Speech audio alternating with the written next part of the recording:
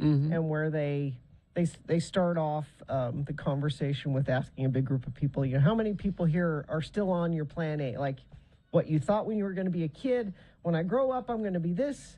And then maybe you go to school for that. How many people are still doing that? Yeah. And no, everybody's on plan B or C or D or...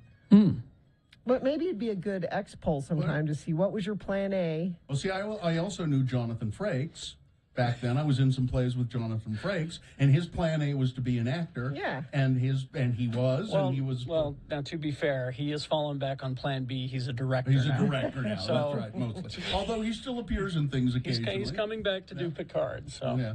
So, But it might be an interesting... And when I interviewed Tom Holland on Saturday, I asked him about. I didn't use the term Plan B because he's British. He might they speak a different language. But they didn't have one. Him and his family.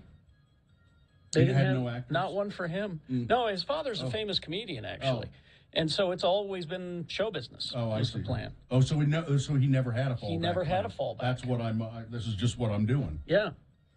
Yeah. And if anything, I'm still on my plan A, but it's A+. You didn't plan on being this successful. Well, I didn't plan on being A, the successful, or B, a morning guy. Mm-hmm. I thought I'd hover in the evenings for the rest of my life.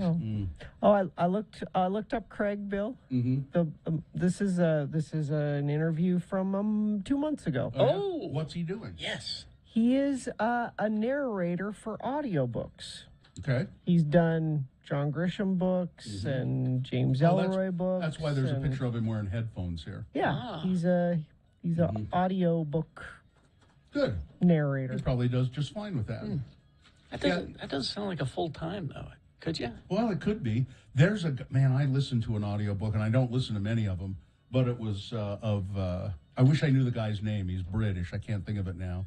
But he was so good reading this book, Sapiens, by Novel Harari, that he was just, the voice was just excellent, just so It was the great. perfect pairing. Yeah, so I looked him up. I just looked up the name of the narrator, and he does dozens and dozens and dozens of books. And I think it even referred to him as the most prolific narrator of audiobooks in the world, or something like that.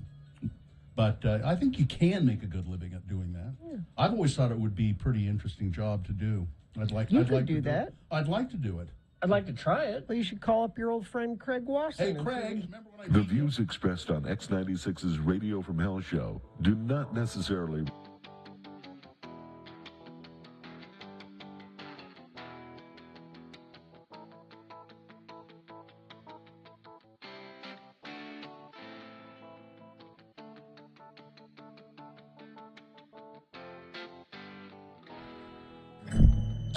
In the 90s, popular people at Wagstaff wore baby doll dresses.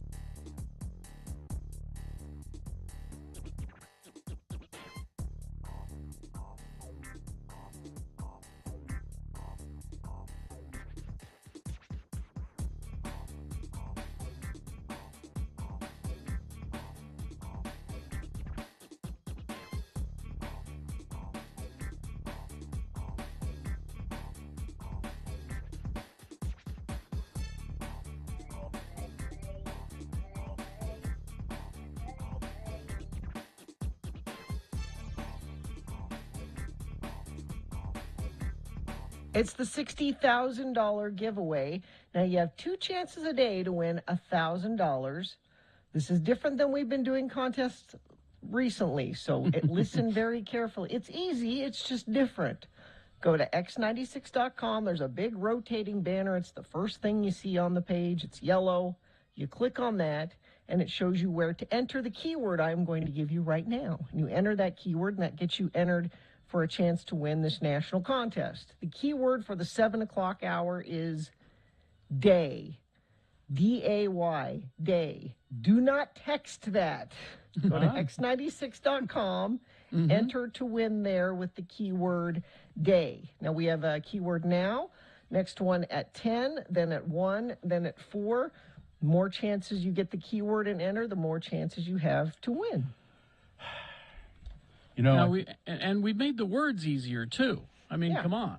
You know, I think it's telling that we went off the air there right as I was talking about those billionaires who made all of their money in cloud computing and the internet. It was our internet that went down. Yeah. That's why we. Oh, I think one of them pushed a button somewhere. and it Well, was we're back. and it was the internet at the station. Yeah. Oh, they knew right where to direct it. Or maybe they were aware that the Utah word of the day is coming up, the one that Nick wrote. Maybe that was it. Now Not this is Nick, Bill. This isn't who. Nick didn't write this. Nicholas Allen David. That's right. Davis wrote it. It says Really? written by Nicholas Allen Davis. I said, you were really serious about this, weren't you, Nick? Yeah. well, he's going for some heavy drama in this thing Yeah. too. This is a dramatic piece. Yeah. I'm not quite sure how to feel about this until it's over. I won't know. Well, we sort of rehearsed it a little bit, and it gives us, Carrie and I, the opportunity to really use our acting chops. Yeah. Bring in some drama. Yeah. You know, And it's comedy's really, easy. Yeah. It's and it's really long. I spent Oh, good. 2 days with Nick trying to trim it down. It's about half as long as it was when he gave it to me. He genuinely did hand in a novel. He It did. was- Yeah. It reminded me of our early sketches, Bill. Yep. They went on far too long. Too long, just too damn long. Yep. All right, are we ready to Yeah, to let's start? do that. Is this- I guess. is this sponsor? Oh, I should probably sponsor this. I'm Yeah. sorry. Yes. Why don't you? Let's do that. Let's do that with when you buy a home with Homey. Homey splits up to half of the commission with you. Go to homey.com for more information. Homey's got your back. All right.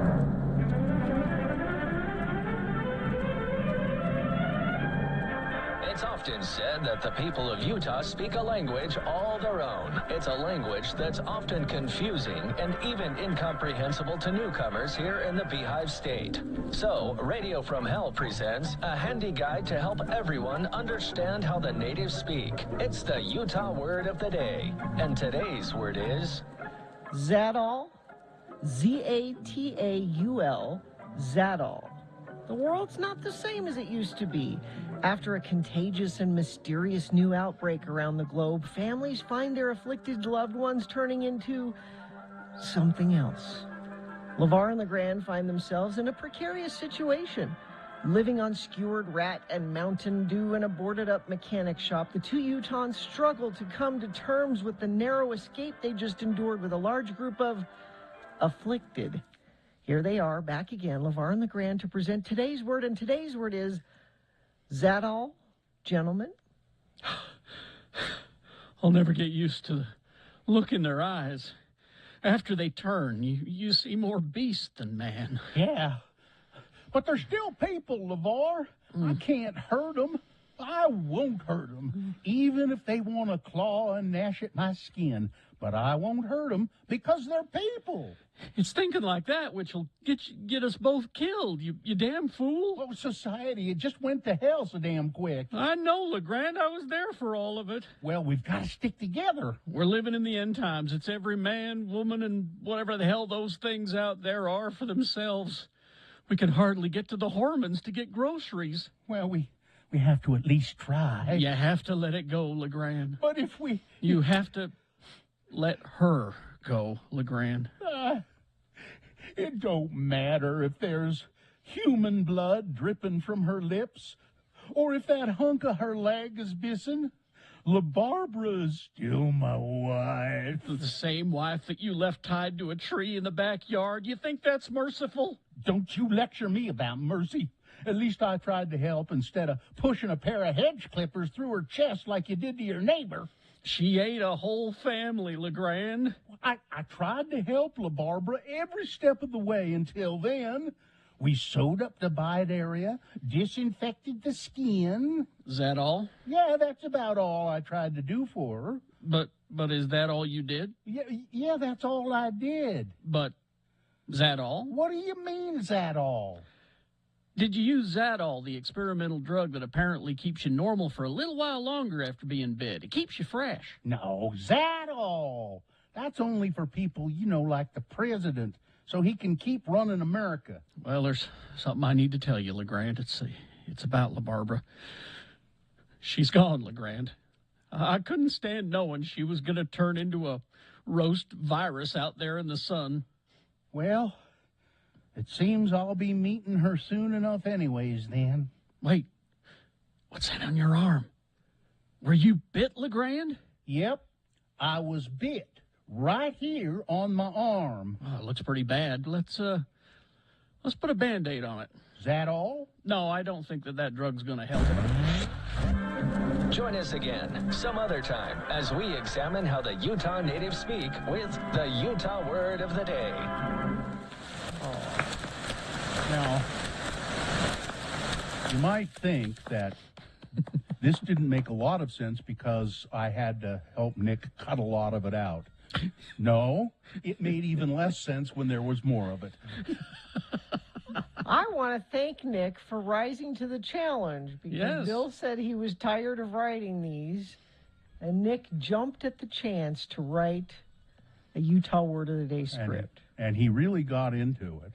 Excuse me, Nicholas, what's his name? Yeah, Allen. what's his writing name? What's his writer's name there? It's Nicholas Earl Allen or something like that. His pen Nicholas name. Allen Davis. Nicholas Allen Davis. So he really wrote something. Now, when Gina helped out, it was a page and a half. It was about barely 90 seconds of a. And you hated it. I don't recall that I hated it. Oh, let's not go through that again. But so there. Oh, it's by the way, this was called a Utah Word of the Day Universe Interpretation. You see, Nick has some idea that he's now going to create a Utah Word of the Day universe, like the Marvel universe or the Well, the chat room is way ahead of him. They've already got a genealogy map. I see. They put it together. I see. It's got They know more than we do. It's got the Mayor of Mona folded in there. It's got, the guys from the trailer park that used to join us. It's all there. They've got it all the figured out. Mayor of Mona is somehow related to LeGrand, I believe. His And I wife, their wives are related, I think. Yeah. Now, someone is asking, what's the standard page length for the submission so that they can know what's too long? I would just say don't go from page length. Go from time. Yeah, that one actually was, let me look, I've got it right here. It was, oh no, it doesn't show up here. It was something like 356 words, as you measure them out on the average one that I do is probably 280. So like let's that. say average of 300 words. How about that? Yeah. That's probably, yeah. If you would like to submit a script, we are accepting scripts. Sure. Are It we? doesn't Are we now? pay it. Sure, why not? It doesn't pay anything. I'm trying to help you out, Bill. You didn't want my help, so let's get the listeners' help. I did want your help. It just wasn't very good. Oh, no, wait. This one was 545 words. Oh. I can tell you what the average one is if you want. It'll take me a second to find it. Oh, there. Like I said, I don't think measuring things, when it comes to a comedy sketch, measuring it, page or word or anything like it. If it feels long, it is long. Yeah, that's true. It's all in the feel. You got to hear it in your head while you're reading it, and if it feels long in your head, then trim it down. Well, didn't that feel kind of long? No, I thought that felt just right. Just about right. Yeah. Really? Okay. There were a couple of. It's a little bit of trimming still could have happened, but it would have been like only 2 or 3 lines. Okay, let me just. I'm trying to see how long they usually are. No, it's hard. Yeah. Okay. All right. Well, let's get Should we do some traffic? Traffic, and then we'll get ready for Boners Round 1. Crash I-15 northbound on the overpass from I-215 in Murray. The right lane and shoulder are blocked. Traffic is quickly backing toward 90th South in Sandy. Very wet roads through Parley's Canyon. Lots of spray kicking up from tires. Traffic is moving below the speed limit there. Snow falling at the top of Big and Little Cottonwood Canyon. No restrictions in place so far. And it's a rain-snow mix along the benches and higher elevations. So no, not a lot of accidents, just that first one I told you about, but that could change with this weather, making things a little more slick. Just make sure you got your lights on, give some space between you and the car in front of you. The Young Automotive Group, locally owned, has 25 stores, 8 locations in Ogden alone. Shop Ogden Automotive and Power Sports today. Check out the inventory online at youngautomotivegroup.com. Think young, think Ogden. Here are the boner candidates you'll consider for round one. I don't like the title for this one, but I just didn't know what to do with it, so I'm just going to say, why must they attack? Okay, that's number one. Number two, by his T-shirt, shall ye know him? And number three, MICKEYMOUSE. All right, round one of your boners coming up. Stand by for that. BigOTires.com. The team you trust. They are. You can find a location near you at BigOTires.com, and there is one near you. They're having their spring super sale right now. You can buy 3 and get 1 free through April 24th on select sets of tires. Now, you buy 3, you get the 4th one free with installation purchase. So that's well, you got to have the installation. Why would you, Yeah. you let them install it? They know what they're doing. Yeah, you don't want to just put them in your trunk and drive home with them. Big You O want Tires. them to do all the work, not just the tires, brakes, alignments, batteries, fluid, oil changes, all that. And they have financing options tailored for you. You know, I was Big just O- about to say that. Big O Tires. Locally owned and operated with the lowest price on every tire every day. Make your appointment online. That's a really nice convenience. BigOTires.com. They are the team you trust.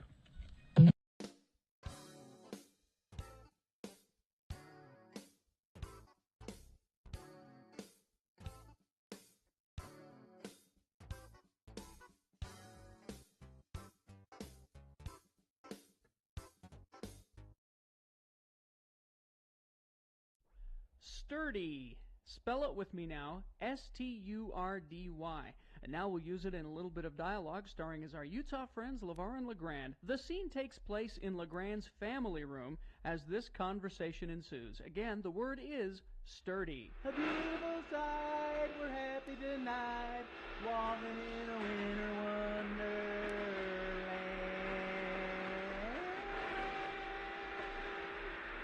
Well, that does it. Took a lot of work to get the old family room ready for Christmas, but there's still one very important thing I got to do, LeVar, to make sure Christmas goes off without a hitch. Well, what could you have possibly left out, LeGrand? I mean, the whole room looks like it jumped out of Good Housekeeping's Christmas issue. Thanks. I mean, the tree is up and beautifully decorated.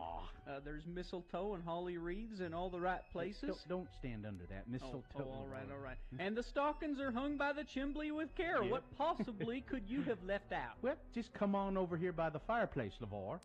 Come and take a good look inside the fireplace and tell me what you see. Looks like an ordinary chimbley to me. Look at all that soot. If I don't do something about all that soot, Sandy will pass us by this year. I don't follow what you're saying. Well, sturdy. The fireplace sturdy.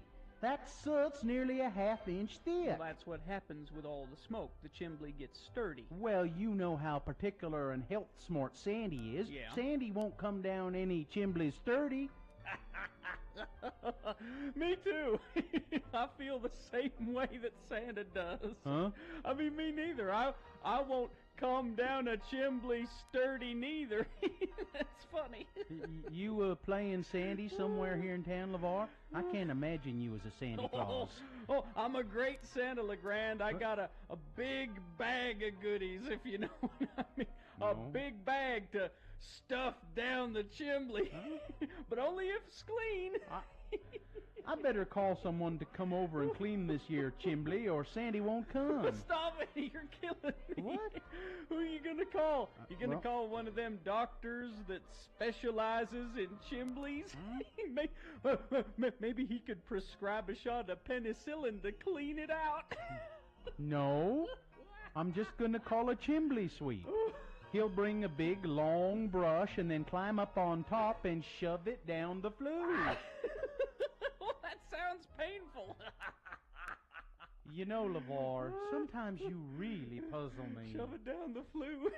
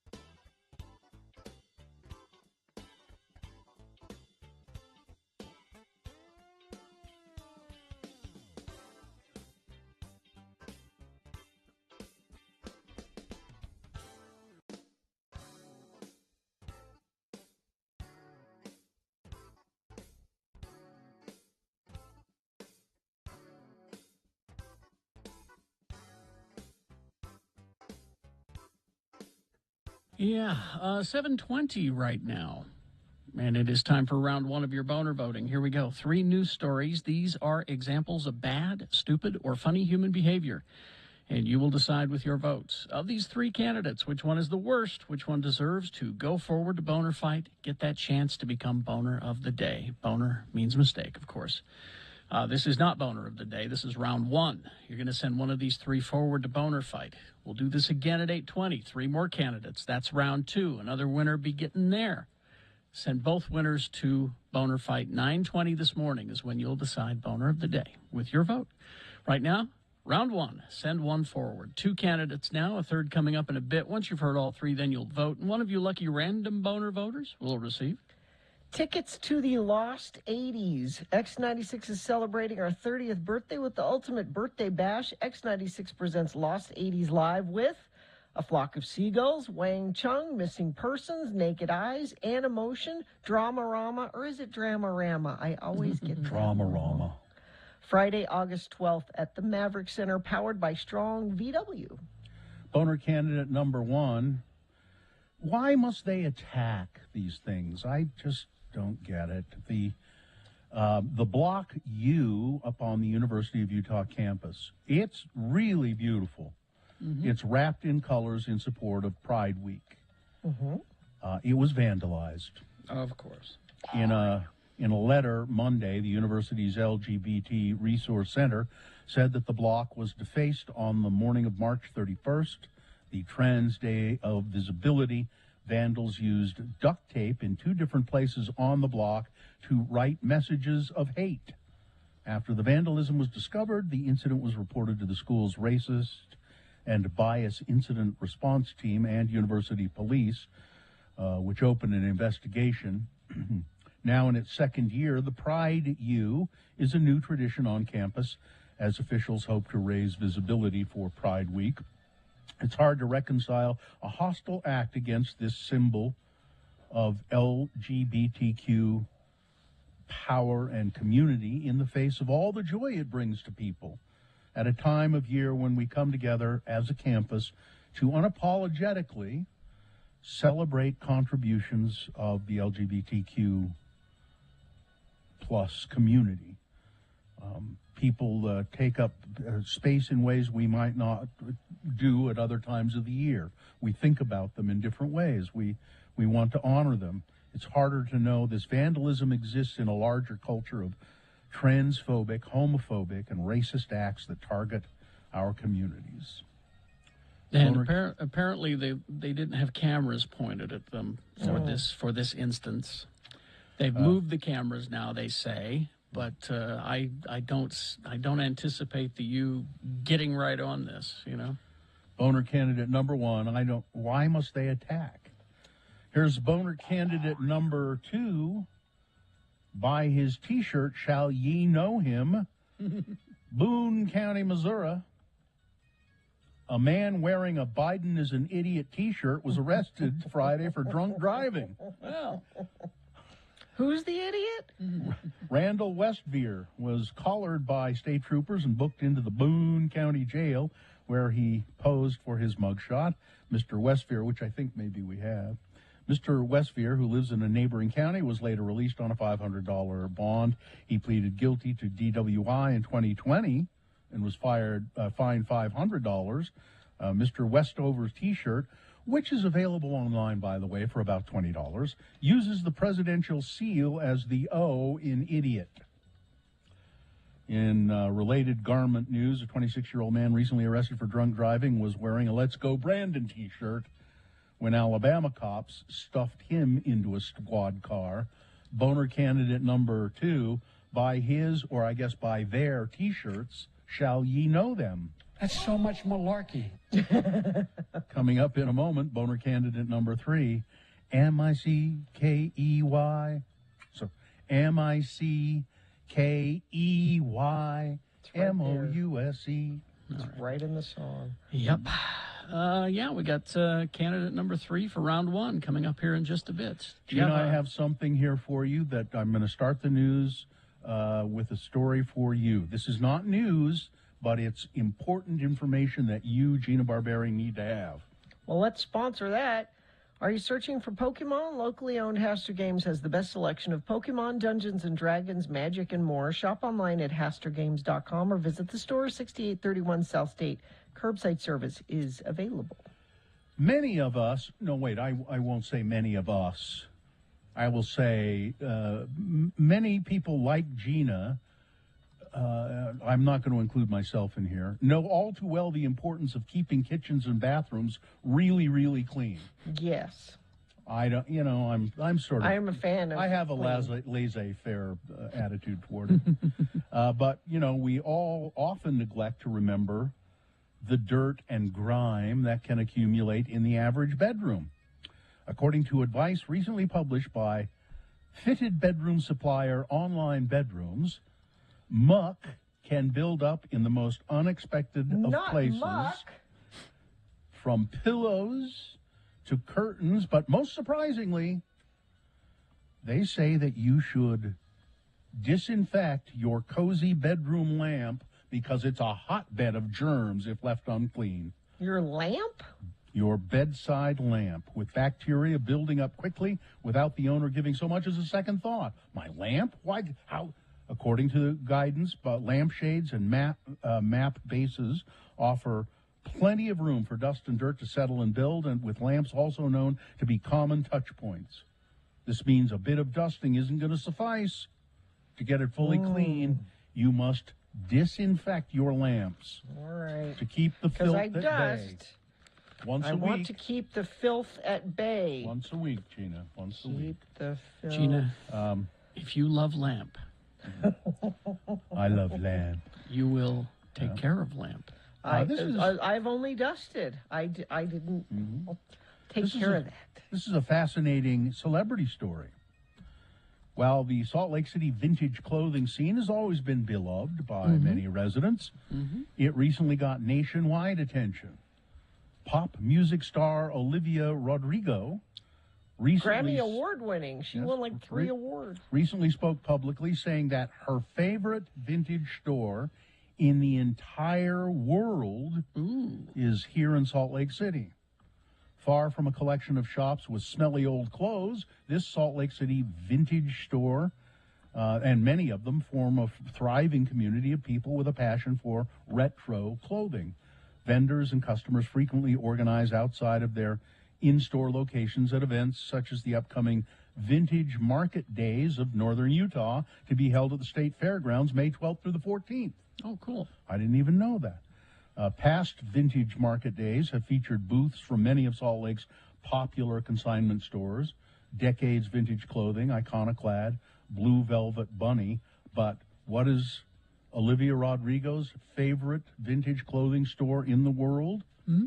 In a post on social media, she said that Vantage in Salt Lake isn't just her favorite vintage shop in Utah, but in the entire world. I think I've been to that one. She praised Vantage not only for its great 90s retro finds, but for its reasonable prices. One of Vantage's owners, Andrew Aldridge, said that Rodrigo's shout-out was quite an honor.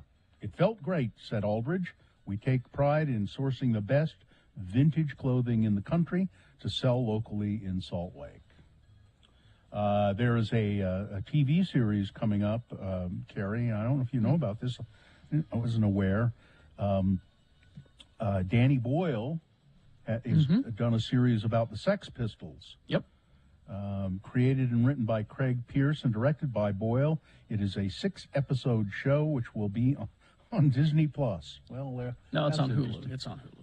Oh, it says here Disney Plus. But based on Steve Jones' memoir, Lonely Boy, The Tales from a Sex Pistol, features a cast of newcomers and somebody named Anson Boone as John Lydon. So there you go. And remember, we interviewed. Oh, that's right. John Lydon's pissed off about it. Yeah. We interviewed Steve about this book, and he sent us some copies. It's a pretty good book. Yeah. It'll be interesting to see, but it's on Hulu. I'm only supporting it because Steve is behind it.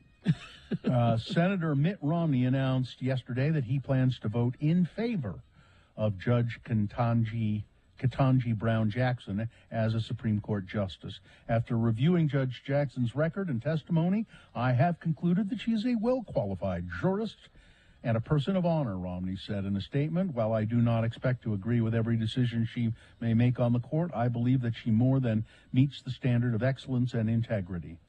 You know, people like Mike Lee and the rest of the Republican cadre, shall we say, keep trying to paint this woman as somebody who's in favor of letting pedophiles roam the country, who goes easy on pedophiles because, you know, she has 2 kids of her own, but she wants to make sure that there are pedophiles getting out of jail early. Well, and they all we're like, we think she's great and we think she's wonderful. I'm a no. It's crazy. And this whole, you know, accusing her of going easy on the pedophiles things, she was using established, law to do the things that she was doing. It was within parameters of sentencing. She was no different than most judges in that case.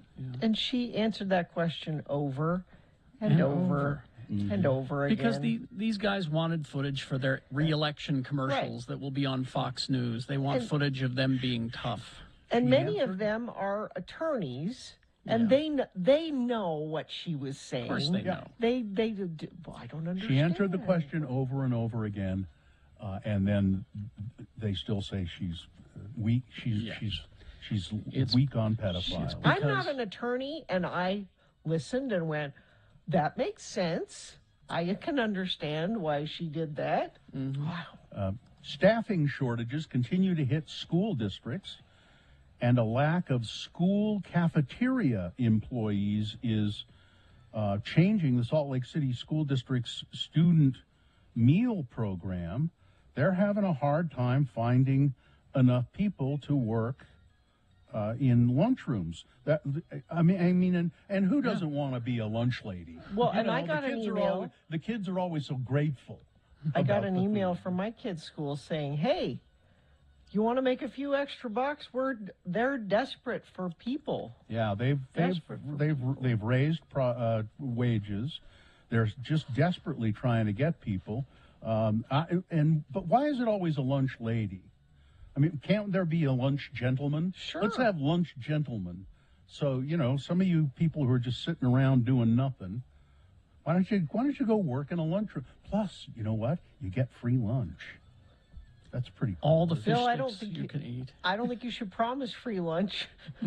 Yeah, you probably not. I don't know that they get free lunch. I'll bet they... Okay. I am 99% sure that they get free lunch. I wouldn't count on it. Or, yeah, they do. And finally, this. The State Department is going to allow people to put on their passport indicating that their gender is an X. Long-awaited change will give Americans the option of you don't have to put male, you don't have to put female, you can just put X. The plan was announced last summer, shortly after the State Department rescinded a rule requiring a certificate from a doctor stating that an applicant had transformed or was in the process of transitioning in order to change their gender on their passport. Officials said that marking the X option available was complicated, would take time to complete, but they're going to go ahead with it. And it means really that you don't have to put male, you don't have to put female. They want you to put something there. That's not an option, but the X option means, it's what I choose. All right? Yeah. All right, that's it. Weather, traffic. Strong winds will continue over portions of Utah today before weakening this evening. Winds will be strongest over the high terrain east of I-15 as well as southwest Wyoming, Uinta Basin. Some gusts could exceed 60 miles an hour in some places. And rain, snow mix. This is all mostly happening this morning. By afternoon, that should clear out and will be partly sunny. We'll stay pretty cold today, though. 49 is all the warmer it will get today. Traffic, we've got a crash southbound 5600 West, 33rd South in West Valley. The right lane is blocked there. Crash I-15 northbound on the overpass of I-215 in Murray. The right lane and shoulder are blocked. Traffic is quickly backing toward 90th South in Sandy. Very wet roads through Parleys. Lots of spray kicking up from tires. Traffic is moving below the speed limit as it should. Snow falling at the top of Big and Little Cottonwood Canyon. I don't have any restrictions in place at this point, but just be aware of that. And wherever the weather is happening, make sure you have your lights on. Give yourself some space between you and the car in front of you. That's traffic. Here's boner candidate number 3. MICKEYMOUSE.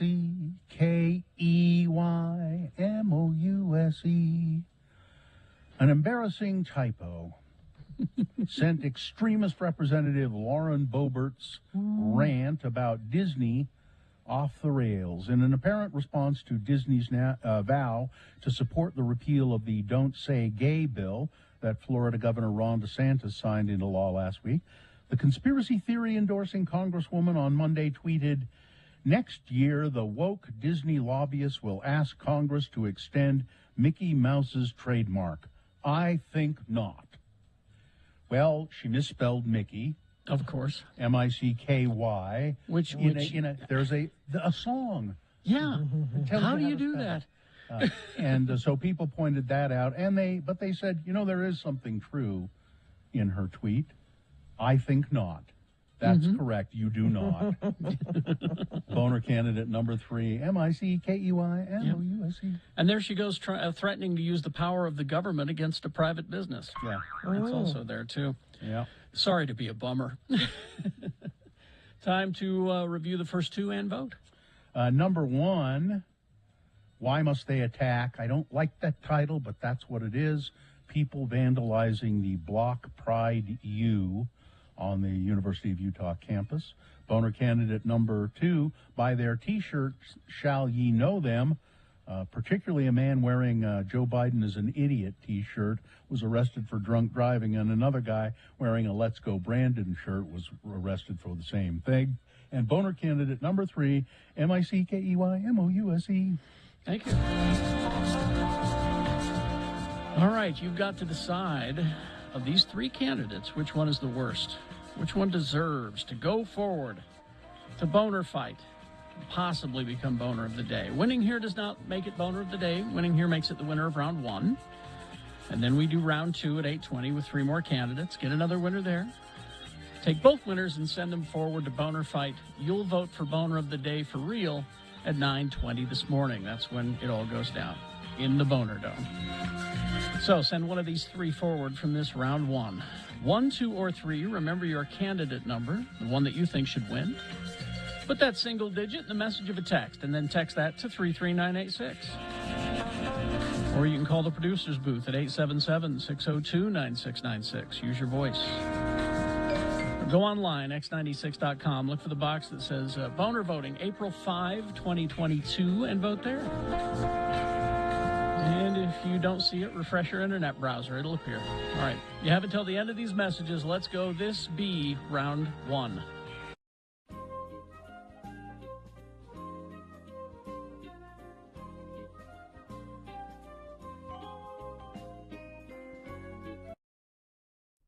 It is the 23rd century.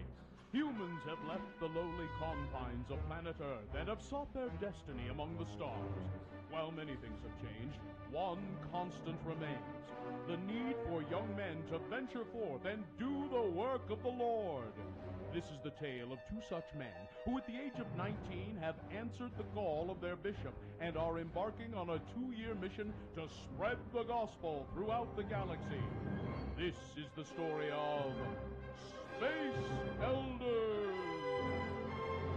We begin our drama at the Space Bus Depot in Provo as our fine young missionaries-to-be, Lehigh Christiansen and Laron Butch Jinson, arrive in Happy Valley and await transportation to the MTC. Hi, I'm Lehigh Christiansen. Isn't this exciting? Oh, is this your first time in a space bus depot? No, I mean getting your mission call. Well, it was either this or a stint in the Space Marines. This way I'm out in 2 years and my parents are still happy. I've been waiting for this day since I was 8. I've been putting galactic credits into my missionary fund for the past 11 years. Oh. I can't wait to get into the field and start finding people to convert. Wow, you sure are in the right place. Well, my folks promised me a new land speeder if I found some way to avoid getting sent home early. Oh, looky, there's a droid over there holding a sign with my name on it. Must be our escort to the MTC. I am Decon 1. If you will follow me, I will show you to the MTC and get you settled into your quarters there. Sure. Yeah, whatever. Later, we find our strapping young lads in the midst of their indoctrination. Butch has just been told that he will have Lehigh as his companion for the next 2 years. Hey, wait a minute. 2 years with this guy? You don't seem overly enthusiastic about the prospect of spending 2 years with me. I'm not. Well, I think it's a keen idea. If you two are through, I would like to commence with your indoctrination. Here at the MTC, you will be given memory-enhancing implants. At the same time, a universal translating device will be placed inside your skull. You'll be outfitted with the latest in missionary technology, a laptop computer which contains the Bible, Book of Mormon, Pearl of Great Price, and the Doctrine and Covenants. It also serves as a holo projector to allow you to show your prospective converts those wonderful animated tales from the Book of Mormon, which have been loved by millions for centuries. You will also be issued a Mark 32 10-speed bicycle with hyperdrive and one of those cute luggage racks on the back. These bikes are capable of warp 9.3 and have a cruising radius of over 270 parsecs. You will be shown how to properly care for your hyperbike, and you will be responsible for its upkeep. Any questions? Yeah. Implants? Like inside my head? Yes. Keen, when do we start? Will Butch let the fine folks at the MTC put equipment in his head? Will Lehigh volunteer to do it for them if it'll get him into the field faster? Does the Mark 32 Hyperbike come with a luggage rack standard, or is it a dealer add-on? Tune in next time for the answers to these questions and to hear our elders say... What you doing, Butch? Reprogramming my name badge so that instead of Elder Laron Jensen, it reads Butch. I think the manual prohibits tampering with the MTC issue equipment. I'm sure it does. Hey, you want to help me put some fender flares on my bike? On our next kidney-wrenching episode of Space Elders.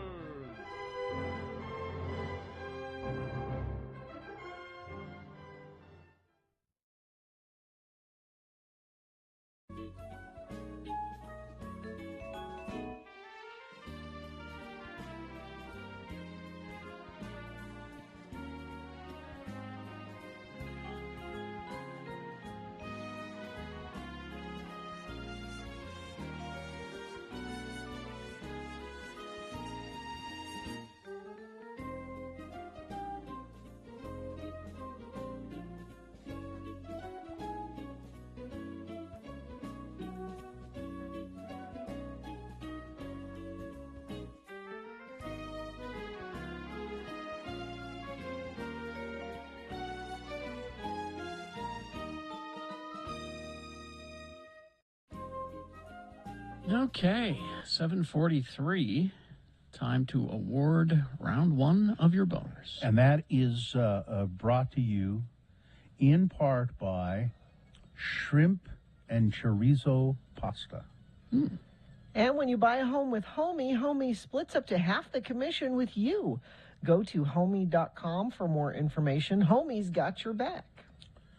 Boner candidate number one, why must they attack, why must they vandalize LGBTQ symbols and the block U up at the University of Utah, which is all in pride colors? Looks great. I was up on campus a couple of days ago or a week ago. And what looks is it really- hurting? What? Nothing. Nothing. What is the damage done? Well, it might make me gay. No. I don't think it will. Oh, it'll force me. My kid might look at that and say, I know, I'm going to be a homosexual. No. Boner candidate number two, by his T-shirt, Shall Ye Know Him? Guy pulled over for drunk driving wearing a Joe Biden is an idiot T-shirt. And boner candidate number three, MICKEYMOUSE, Mickey Mouse. Mickey Mouse, forever over banners high, high, Hi, hi, hi. Come along and sing You the don't have to song do and the join whole- our you don't jamboree. have to do the whole thing. MIC. Do we owe See Disney you money real now? soon. I think we owe Disney money now. KEY. Why? Because we like you. Yeah. MOUSE. And there's another thing is that Disney's plan is to make your kids gay. No, Disney has No. only one plan, and that is to get your money. Yep. That's all they want. That's all they've ever cared about. Whether you're That's straight all or they gay. continue. Straight or gay, they'll take it all. So, Ned won the tickets, and the winner was boner candidate number one, whoever vandalized the block U. Oh, good. As your winner of round one, it now goes forward to Boner Fight. It is sent to Boner Dome right now, where it waits. Round two comes up at 8:20 with three more candidates. We get another winner there. Send that winner forward as well to Boner Dome. Then at 9:20, you'll vote for Boner of the Day between those two champions. That's when Boner Fight goes down. It is waiting. It's waiting right there. Mm-hmm. Katie said we got mail. We got, yeah. What? Something you want to do on the radio? Yeah, well, yeah, it's a package for you guys. Oh. It's from Trisha Harding in Virginia. The show would never work outside of Salt Lake. Yeah. She says it's fragile, so it came wrapped in paper. Fragile paper. Tissue paper. Tissue paper. There's a sweet little bat sticker. I don't know if this is for my love of Halloween, but Probably. That's for you, Katie. tiny little bat And sticker. it's orange tissue paper as It's well. orange and yellow tissue paper. Yeah. But you open it up, and it's this cute little, I forget what they're called. Needle Hold and it up. stitch. Needle point? Needle point. Needle point. Mona. It's the Mona. It says Mona, so why not? Mona, Utah. It's the sign that welcomes you to Mona, Utah, with the official city slogan, Mm-hmm. Mona, Utah, so why not? And on the back, you it says, "Thanks for letting me listen. Love, Trisha Harding." You know. Now put it back up there, Katie, because Trisha has details on here. I don't know if you guys notice. That's Oh, lavender. That that's she lavender. That's she right. That's right, because of the Young Living Lavender Farm in Mona. Oh, There's even like Well multiple done. colors and all the stoning. Now Like, that- this is impressive. That's very impressive. That particular sign, I have been trying to get the council to fund building that sign for the last 5 years. That sign don't exist, does it, Daddy? Nope, it does not. Trisha got that from some sort of rendering, I guess. Did she pluck it out of your mind while you slept? No, Denver, she didn't do that. She found it I'm sure she found it online because I posted it and said to the council members, we need money to build the Mona sign. And they said, why? And I said, well, why not? That's like a slogan. Why not? Well, it's the town slogan, Denver. It's not yours. Well, It's not your slogan. It's the town because slogan. I'm son of the mayor, it's like I have partial ownership. I own at least 10% control and interest. You better be careful. You aren't going to be the son of the mayor very long. I don't own as much as Elon Musk owns Twitter, but I own at least 10% of that. I slogan. advised Mr. Musk not to do that. And he called me and I said, Elon, don't buy into Twitter. But You know, that sign's pretty and all, but it ain't as nice as my sign that I made. Well, And it you're- didn't cost as much either. You are very good with your wood burning set. I will give you that. But this is a little fancier. It took me 3 days to burn the words. I know. Believe So me, why? the smoke was all over the damn house. I still haven't finished. I need a few more days. Denver, your mother has requested that if you're going to use the wood burning set around anymore, you can't do it around the house. Now, right now, we have our town sign that looks similar to that. And it says, "Welcome to Mona, home of majestic Mount Nebo." Right. That's true. The That's Legacy absolutely Centennial Project. That's because Mona is a little community which sits in the shadow of the majestic Mount Nebo, which is the final peak, the very last peak of the Wasatch Mountain chain. Is that the Wasatch, same as the Wasatch Front, Daddy? Yeah, that's basically, we live in front of those mountains. That's why we call it those are the Wasatch Mountains. That's why. Denver, did you go to school?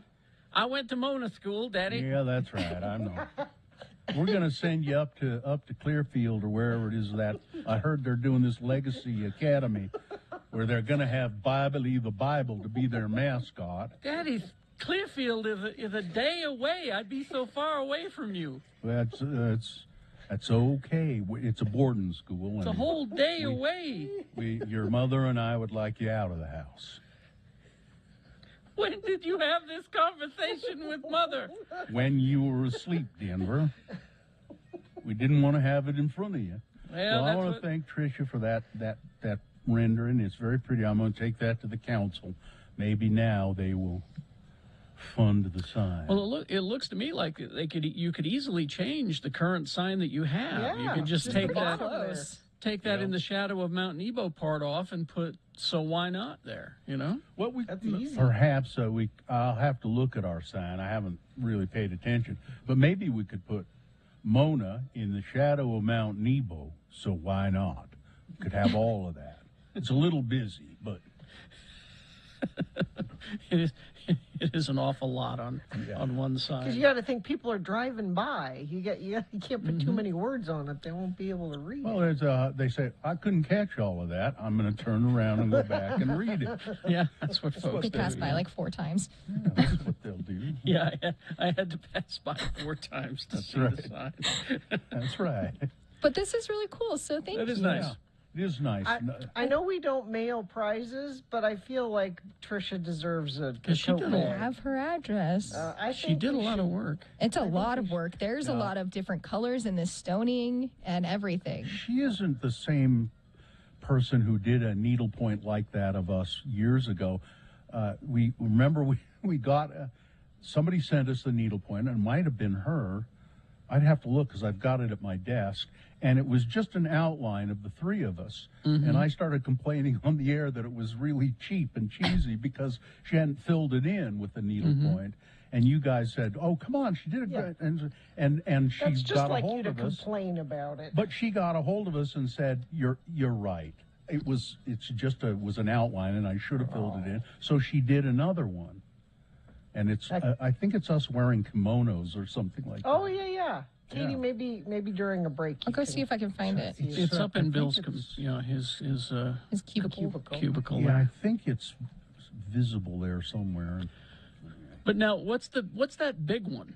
Is that a needlepoint? Yes, or the- is it cross stitch? No, I think cross stitch. Marianne Gibson I did. think that's cross stitch. That's huge. Because there's one of us that looks photorealistic. That's Yeah. cross stitched that Marianne Gibson made for us, and it's big. It's like 3x2 or something like that. It might be needlepoint. I can't. Hmm. We have crafty listeners, is what I'm Yes. saying. Yes. Yes, we do. Promotional item: radio from hell glue guns. Oh, God. Hmm? Oh, God. Sure, why not? Glue stick glue guns with the logo on them. Okay. For all your crafting needs. I don't know. We're going to turn into Hobby Lobby if we're not careful. Oh, we won't. No, We'll but be you Michaels. You can There you get go. birth control at our craft store. Yeah, exactly. That's all we sell. That's all We we use sell it. is Aisles glue of birth guns. control. Instead of bejeweling, I glue birth control pills onto my jean jacket, and I'm telling you, if you have a glue gun, you don't need birth control. Ooh, Bill. You just don't need it. You got other things going on. that hot glue is powerful. I'll just What stay kind of glue is that? Hot glue. I'm just going to stay home and use my glue gun tonight. Hot glue. I can't be trusted with a glue gun. Oh no. I've got one right here. I could go pick it up right now. I'm making all of my wedding decorations, so yes, I have lots of hot You glue stuff are. all around right now. Of course you do. Why are you doing that? You She should wants to. have somebody do it for you. Doing flowers myself is a lot cheaper than hiring a florist with real flowers, and also I'm very OCD and picky of how I want things done and laid out. All I'll right. just do it myself. All of the bridesmaids' bouquets are done. I'm working on mine. The altar flower is almost finished.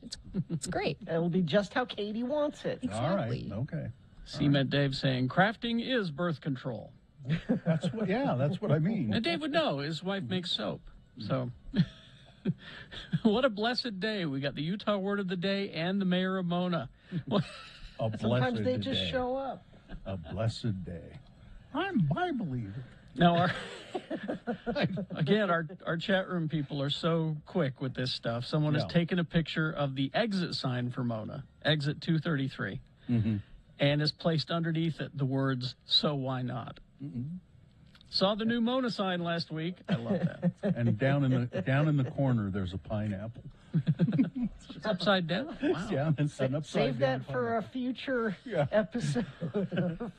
Your mother wants me to put this pineapple on. Mother said, I don't know why she wants a pineapple. Daddy, I just Googled that, Daddy. Oh, no. All right, well, I promised her I I'd put like a pineapple the swing on the set, sign. man. I want a swing set, Daddy. There you go. There's your next. Well, we got the rope swing out at the ponds. Oh, I want a bigger swing than that. I want Swing 3 that or can 4. fit a couple people on. That's don't right. you? We need one big enough for 3 people. Oh, your mother tells me she's not a swinger. She just likes pineapple.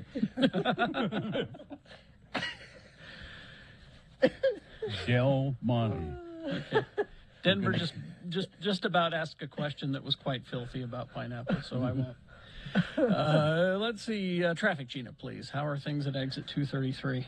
I think they're clear there, but not eastbound I-80 in South Salt Lake. Just after the connector ramp from I-15 southbound joining eastbound I-80. Cars off to the left shoulder. Crash southbound 5600 west, 33rd south. This is in West Valley. The right lane is the lane that is blocked there. And you're going to see some wet roads out there in places, kicking up spray that can make for visibility problems. So slow down, turn your lights on, get your windshield wipers going, and leave some space between you and the car in front of you. It's the $60,000 giveaway. You have 2 chances a day to win $1,000. Listen for the contest keyword at 7 a.m., 10 a.m., 1 p.m., and 4 p.m. Then enter at x96.com for a shot to win $1,000 in this nationwide contest. The more you listen, the better your chances to win. Radio from Hell Craft Shop, where birth control is mandatory. Thank But you, I don't Atro. want birth control. Sorry. Oh, gotta- you have to. Yeah, sorry. That's the conditions of working here. Thank you, Atropos. All right, we will take a break. We will be back. Our son Kyle calling in to give us an update.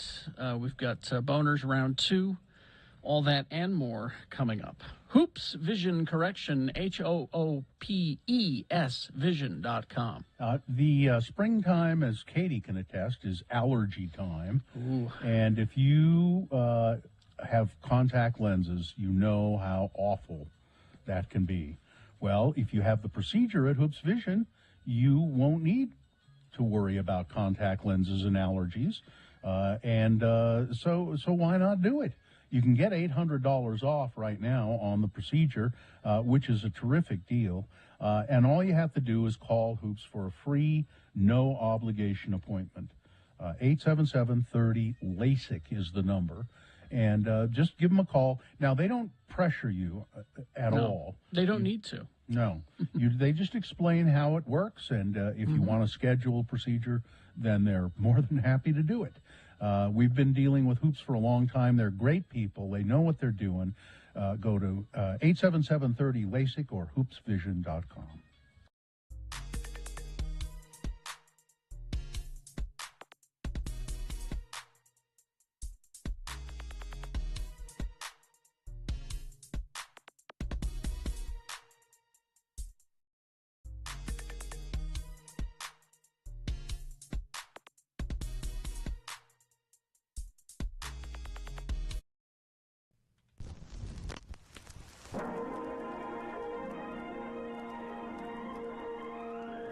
It's often said that people of Utah speak a language all their own. It's a language that's often confusing and even incomprehensible to newcomers here in the Beehive State. So, Radio from Hell presents a handy guide to help everyone understand how the natives speak. It's the Utah word of the day, and today's word is... melon. M-E-L-O-N, melon. Today's word was submitted by friend of the program, Allison P. Allison says she heard this word used on local news during discussion of voter turnout in our past electoral event. Allison didn't specify if the word was used by a newsreader or by someone being interviewed for the news. We can only speculate. Thanks, Allison. And if you hear a Utah word, please send your example to radiofromhell@x96.com. Please put Utah word in the subject line. Again, the word is melon. Hey there, LeGrand. I got to ask you something. Okay. Do I talk funny? Huh? I mean, I recognize that I sound different than some folks that I talk to down at the Golden Hour Center. I mean, I go down there and I play cards with the old folks on Thursday. Well, I know that you do. But what makes you think that you talk funny? Do you talk different than them Golden Hours folks? Yeah, some, I guess. I mean, a bunch of them are not original Utahns, and when I say certain things to them, they look at me strange, and then I know I've said something that they didn't get or think was correct. Well, for instance? Well, we was talking about the election. And like I said, a bunch of them aren't from Utah, but they said they'd voted anyway. And I said, how did you vote, especially when you weren't in your home state? How did you vote? And they have something called an absentee ballot, and they vote by way of the Postal Service. And I said, oh, I vote that way too right here in my home state. I do a melon ballot. And man, everybody just stopped and stared at me. What? I don't get it. What was wrong with that? Well, then one of them said, real smart aleck kind of guy, puts down his cards and says, a melon ballot? You got a cantaloupe running for governor? Huh? Honeydew running for mayor? How many melons are office holders here in Utah, he says. Well, why would he say that? I mean, you was talking about sending in your vote through the mail, not voting for melons. Right. I said I sent my melon ballot, not a ballot to vote for a melon. There's a big difference between a melon ballot and a melon ballot, I would say. Well, exactly. Besides, what kind of idiot would vote for a cantaloupe? Join us again some other time as we examine how the Utah natives speak with the Utah word of the day.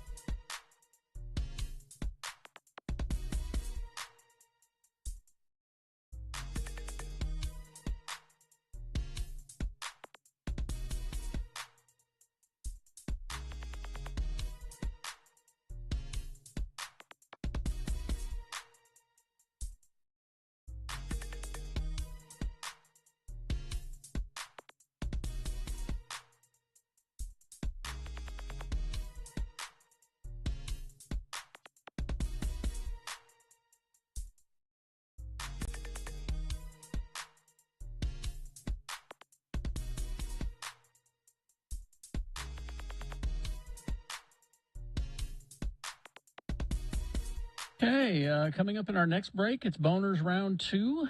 Get ready for that. And we're going to replay the Utah Word of the Day for you coming up after we award Round 2 of your Boners. One written by our very own. Oh, what's his pen name? Nicholas Allen Davis. Nicholas Allen Davis is his writing name. So, and it's an Elseworlds type story. It's a multiverse type story. Some Nicholas Allen Davis, sometimes he just does the initials, NAD or NAD. NAD. He's NAD. Oh, I'm sorry, Nick. All right. I made that up. He doesn't do that. But he does now. There he There is. was a boy, a very strange and chatty boy. It's our son, Kyle Brown, our old friend Kyle Brown. Kyle, good morning. Thank you for admitting that. We public know admission. you. No, public admission that he's your son. You said it just then. Well, I've said it before. He's one of our sons. One of us, probably. Your mother was not very much into crafting, as I recall. No. No. No. Kyle. So Kyle is. If you haven't heard him before, it'll sound like he's drunk, but he's got ALS and it's affected his speech. How are you in this week since we talked to you last? Still dying. Still dying. Okay.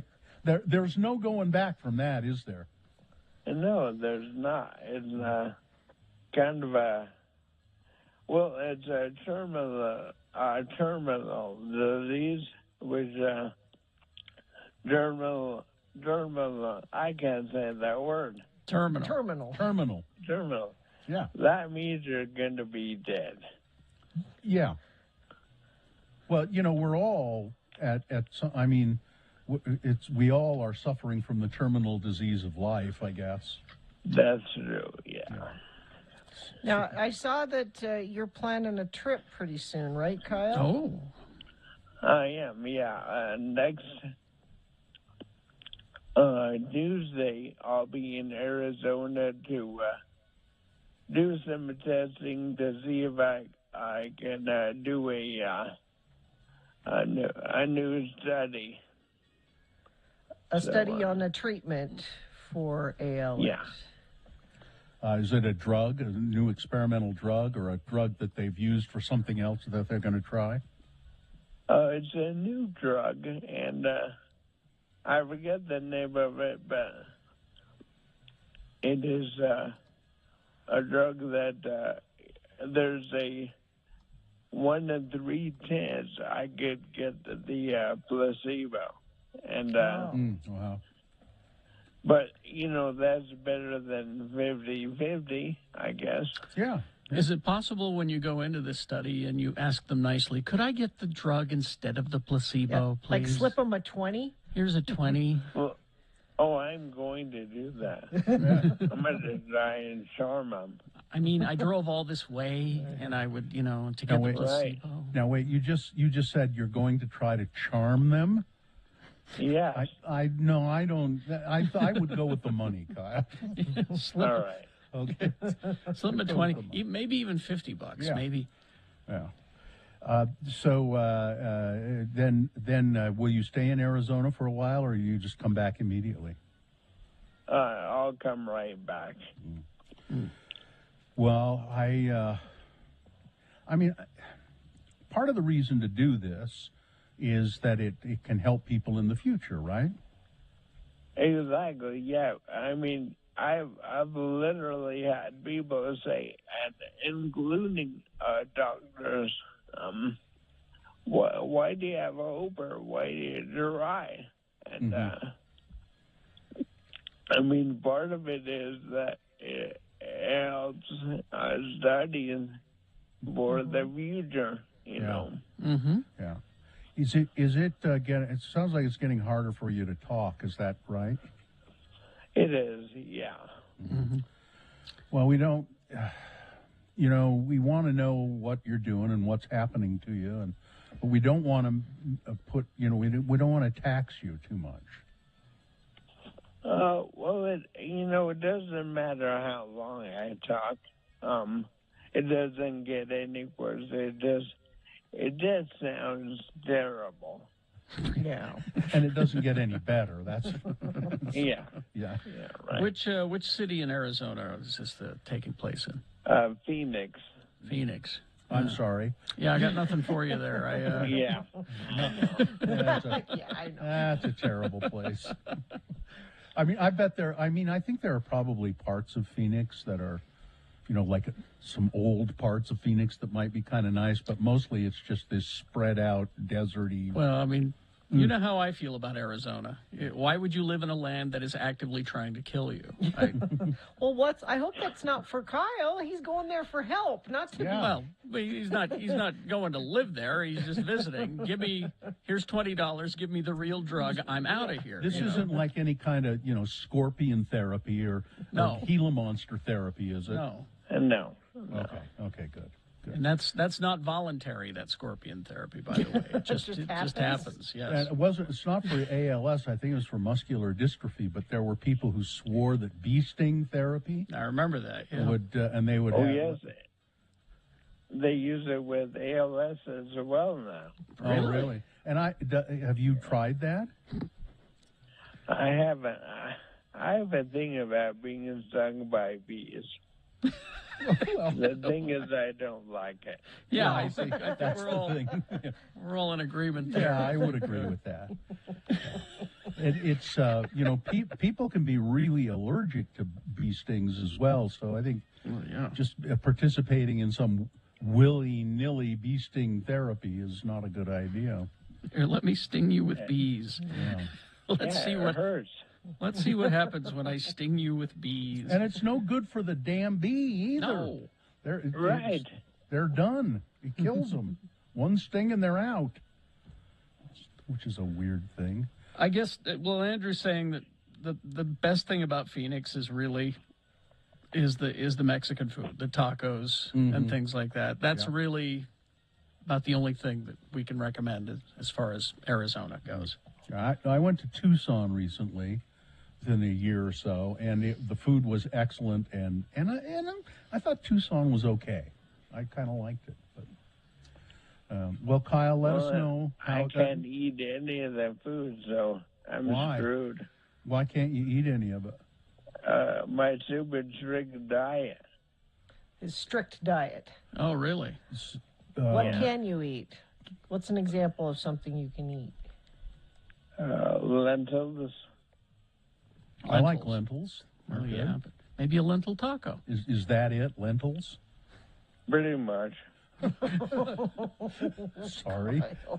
Of course, lentils are versatile, though. Yes. Try a lentil milkshake or That sounds awful. a lentil taco. I've seen lentil tacos. In recipe books and stuff. Yes. So. Well. Yes, delicious.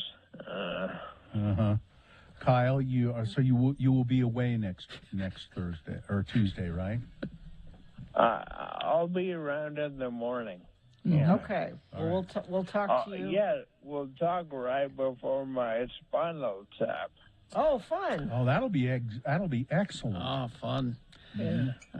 Let's see. Don't forget what Bobby Hill said about Phoenix. Oh, my God, it's like standing on the sun. This city should not exist. It is a monument to man's arrogance. That's true. Bobby Hill. Thank you, Bobby Hill. All right, Kyle. All right, Kyle. Take care. Thank you very much. We'll talk to you next week. All right. What? What is it? Oh, look. Over there. There he Look goes. Over there he goes.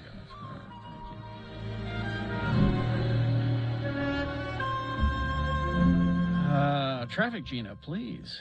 So crash eastbound I-80 approaching Jeremy Ranch exit from Parley Summit. There's a rain-snow mix up there making the roads very slippery. You're going to be encountering some weather possibly on your commute this morning. Crash eastbound I-80 South Salt Lake. This is just after the connector ramp from I-15 southbound joining eastbound I-80. The car is on the left shoulder. And Frontrunner says expected delay of 10 to 15 minutes southbound from Murray Central Station to Provo Station and all points in between. This is due to a mechanical issue. It's also southbound South Jordan Station to Provo Station. Yes, they're having issues there as well. So if you have issues, you can share your issues with us via text at 33986, and I will pass it along. All right. Boners round 2 coming up. Here are the candidates you'll vote for this time. Number 1, so the wedding's off. Boner candidate number 2, we weren't negligent. We just forgot to hook her up. And boner candidate number 3, these people are pro-pedophile. Boners round 2 coming up after these. Stand by. X96.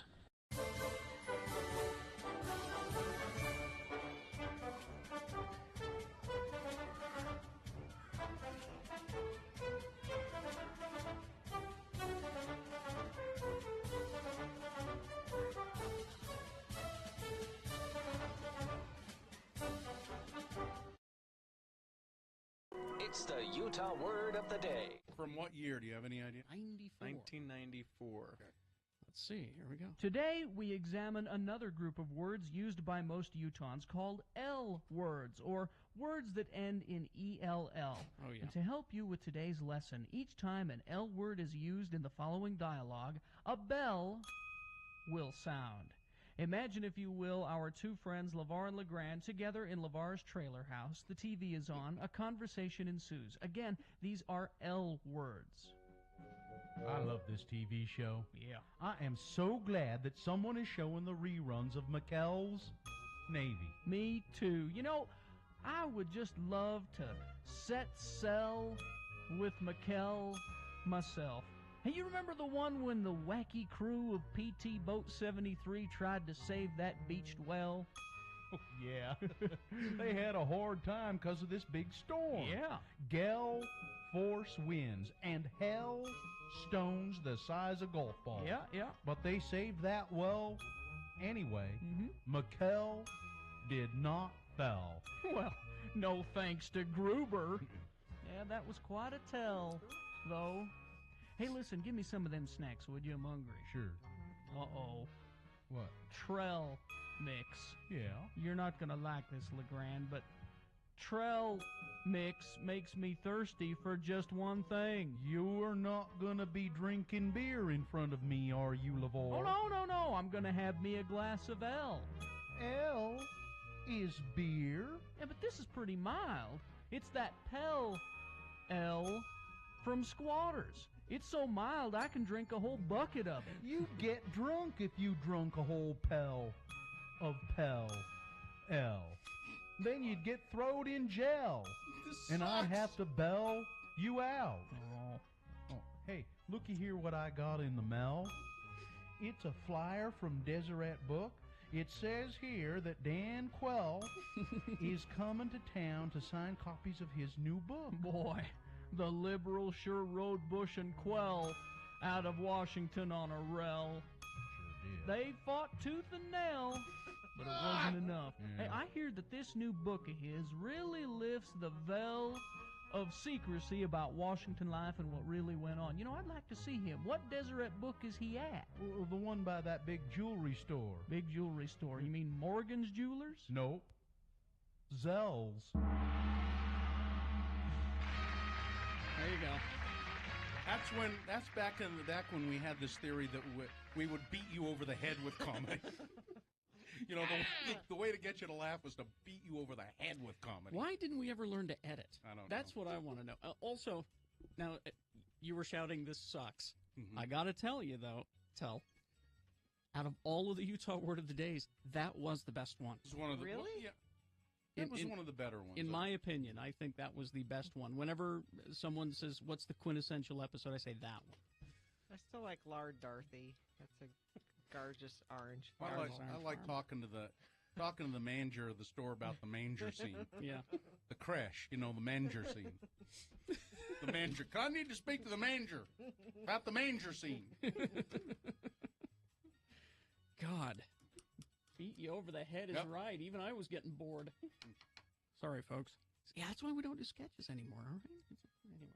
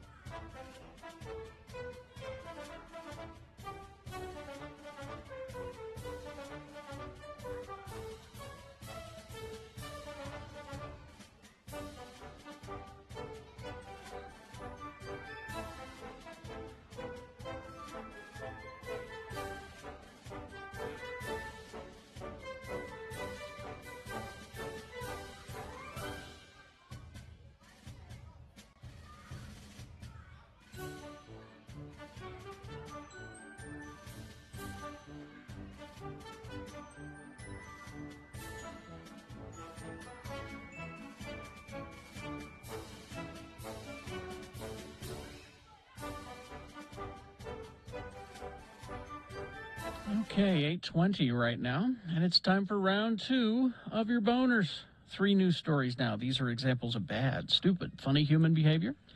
You will decide with your vote of these 3 candidates which one is the worst, which one deserves to go forward to boner fight and get that chance to become boner of the day. If it wins here, it's the winner of round 2. Goes up against the winner of round 1. Both champions go to Boner Dome. You'll vote for Boner of the Day for today at 9:20 this morning. So let's continue to lead up to the big battle. This is round 2. 2 candidates now, a third coming up here in a bit. Once you've heard all 3, you'll vote. One of you lucky random boner voters will receive tickets to see Australian electronica group Rufus Du Sol at Maverick Center on October 13th. Here's boner candidate number 1. So I guess the wedding's off. A bride-to-be canceled her dream wedding after finding a shocking discovery, I tell you, on her partner's computer. The unfortunate discovery happened just a few months before her dream wedding with the love of her life. In a clip posted to TikTok, one user shared how her world came crashing down after she stumbled upon a folder on her now ex-partner's work computer. The 25-year-old, who goes by the name Maria, revealed the tragic story on social media. Quote, "Imagine being engaged 3 months away from your dream wedding. Invitations are sent, and on a random Thursday, finding out that your fiance has been hiding a porn folder." And now, so it's not just that, but photos of your sisters and his co-workers engaging in pornographic activity. Whoa. Yeah, your sisters? Yes. She said, my sisters and some of his co-workers. Bruh? Since being uploaded on the social media giant, the heartbreaking turn of events has gone viral and racked up a whole bunches of views. After getting a huge reaction, Maria proceeded to explain what had happened in the comments section. "He was helping me apply for a job.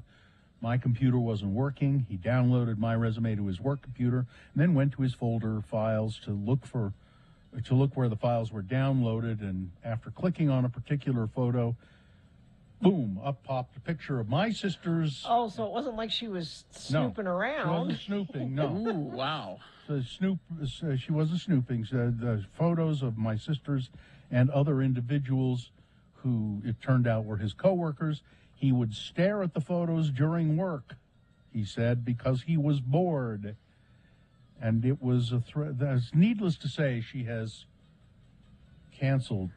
And he said, what? So the wedding's off? This is a deal breaker?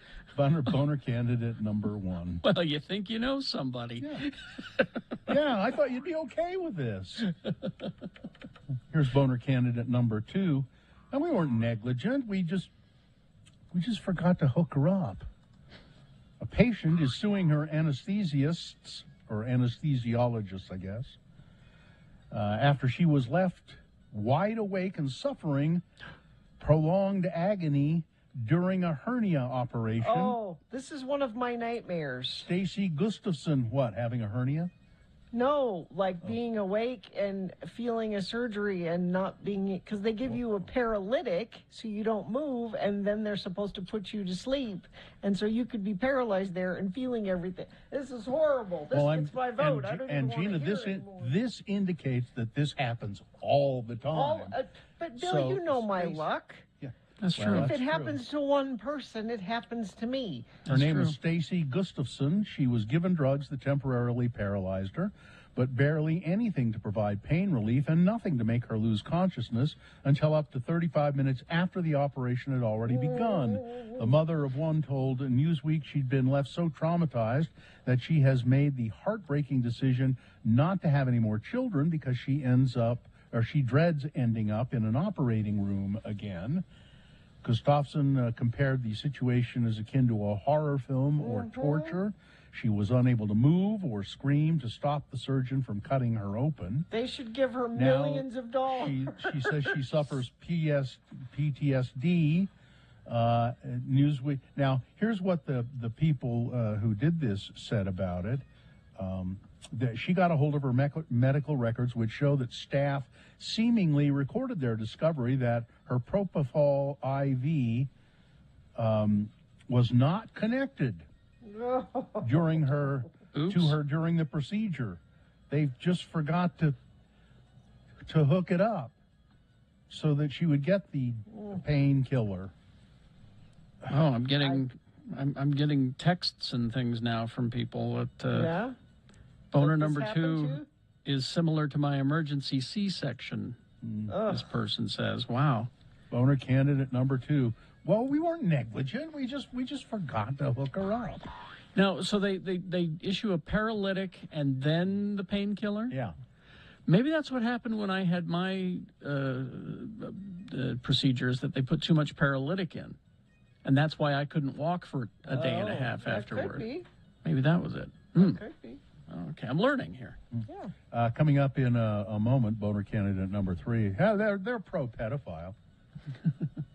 Boner candidate number 3 for round 2 coming up here in a bit, and then we'll get to voting. You have any sponsorable content there, Bill? Well, I don't know if you want to sponsor an Elon Musk story. Well, I mean, we sort of have to. Okay. They've paid for it already, so. Elon Musk did? No. The Clark Planetarium did. Oh. Land on the cratered surface of the moon, fly through the swirling rings of Saturn, and coast to distant worlds with active volcanoes and buried oceans. Worlds Beyond Earth is now playing at Clark Planetarium at the Gateway. Elon Musk has spurred speculation that he might want to play a role in Twitter because he bought a bunch of it. Well, he tweeted out, "So y'all want an edit button?" Which is something people have been. Yeah. Now, when he got stuck in traffic in 2016, Elon Musk tweeted the idea of an underground tunnel system to alleviate soul-destroying congestion. And he's been working on that with the Boring Project. And then when he challenged President Vladimir Putin of Russia to a fight, he broadcast that on Twitter.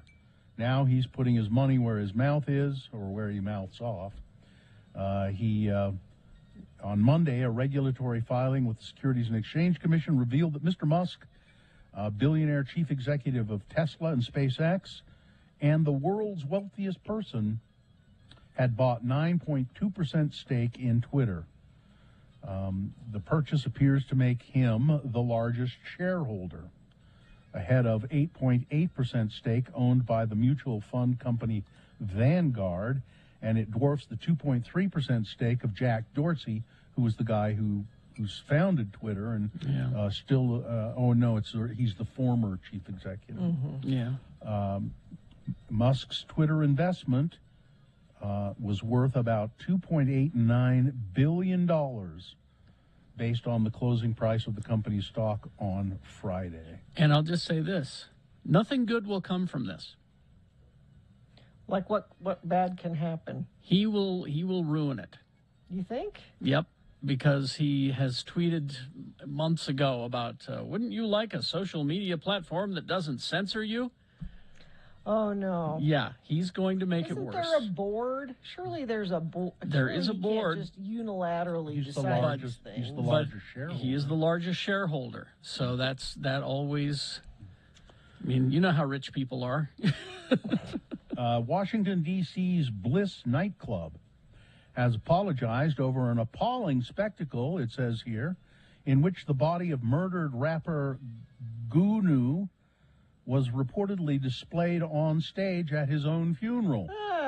The memorial, I think it's fine. No. The memorial service took place on Sunday, weeks after the hip hopper was shot dead at 24 years old. Well, weeks after, maybe not a good idea. The statement was posted and trending on Twitter, reportedly showed the slain rapper, whose real name was Markel Morrow, apparently propped up on stage at Bliss nightclub while mourners raved around him.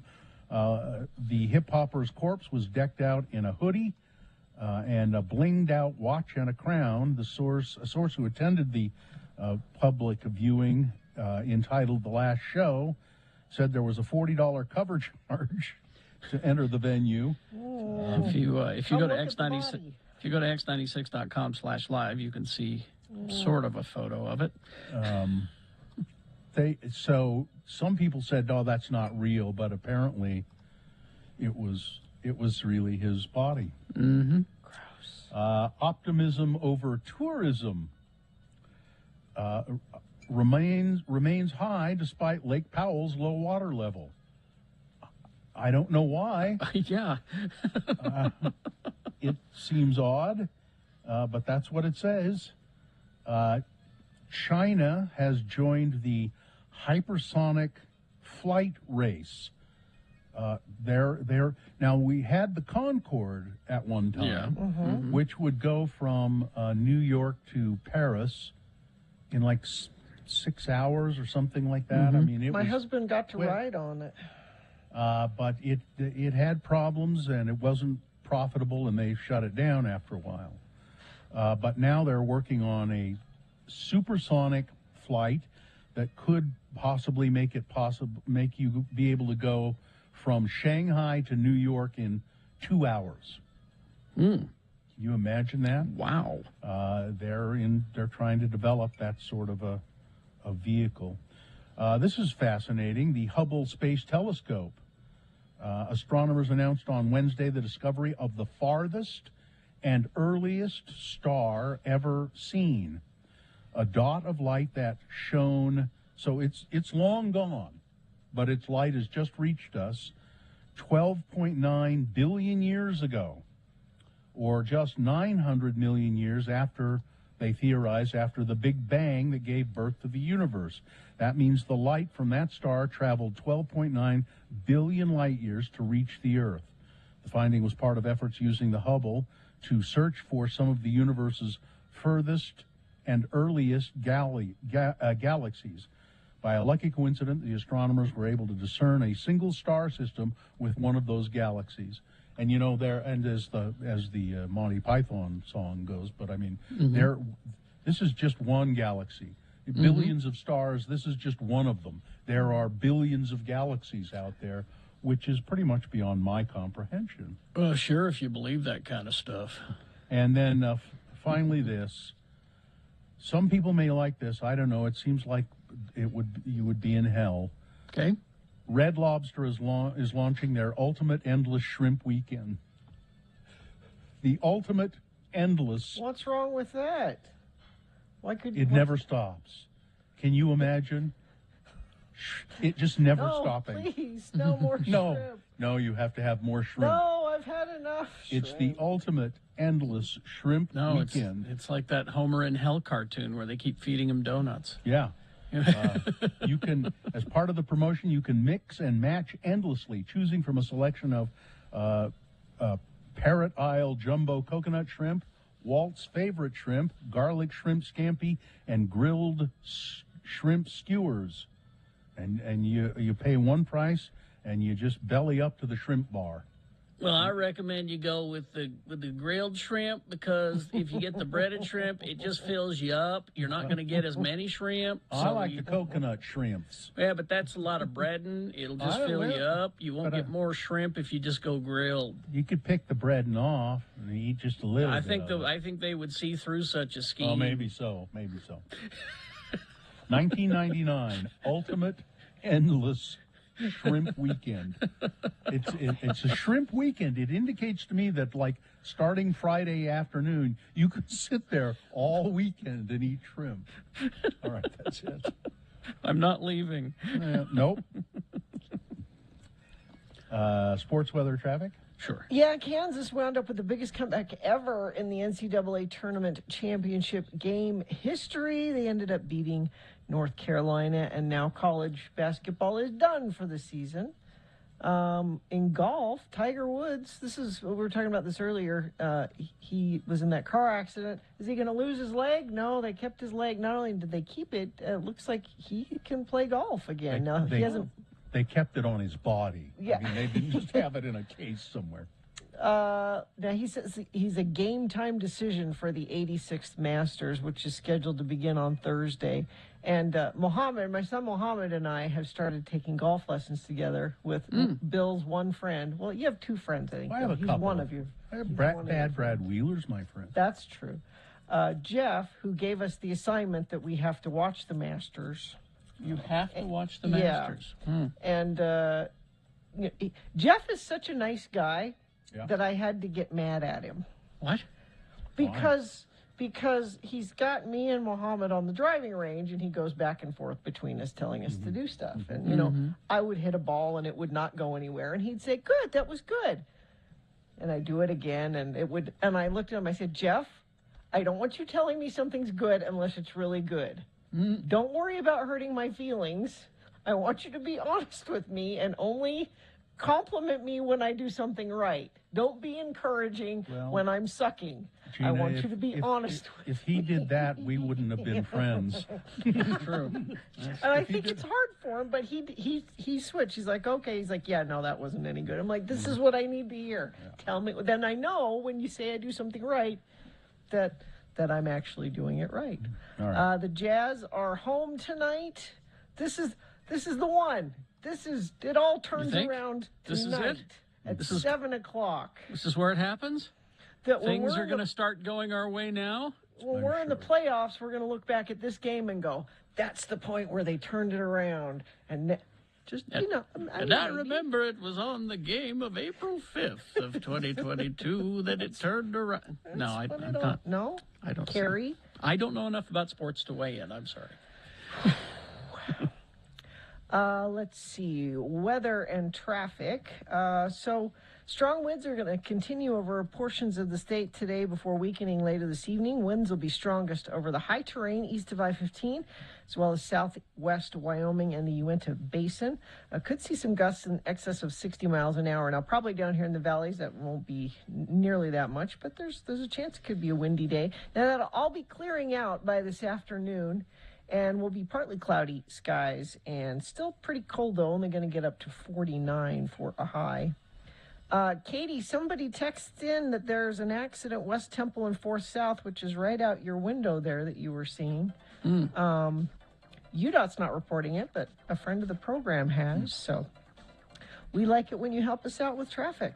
Thank you for that. You can send in your traffic updates, if it's safe for you to do that, though, at 33986. Do you owe $10,000 or more in back taxes, multiple unfiled years? Contact McClure and Stewart for a free consultation. Go to McClureandStewart.com today. Here's Boner Cannon at number 3. Those people are pro-pedophile.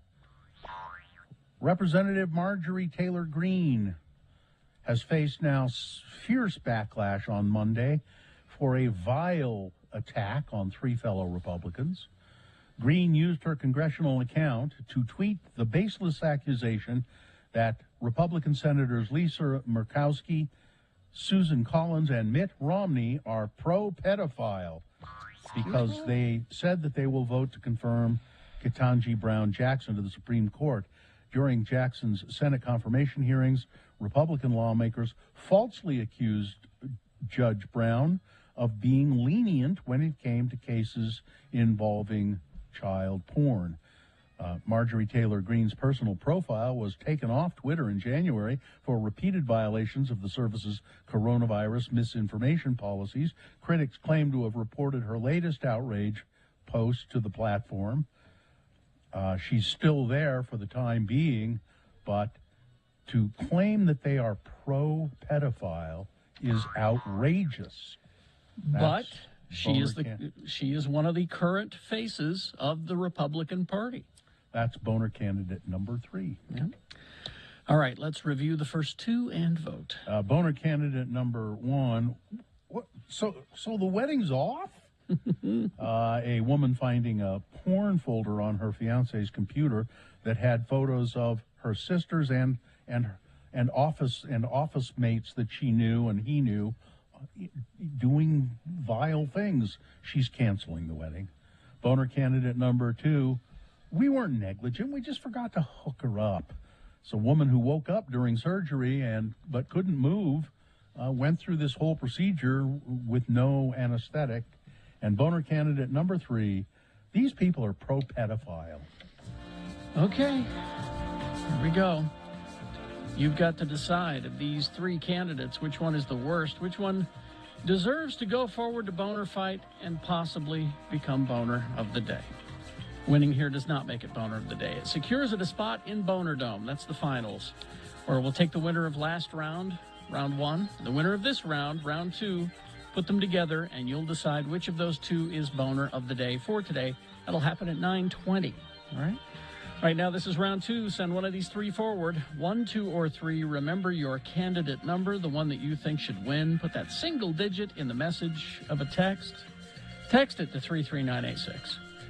Or call the producer's booth, 877-602-9696. Use your voice to vote.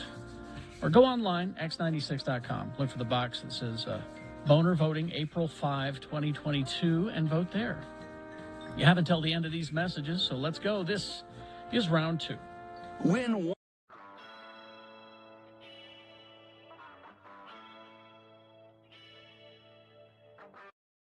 All right. It's time for Radio from Hell corrections. We correct things that we get wrong, or we like to call this feature, Excuse Me. Excuse me.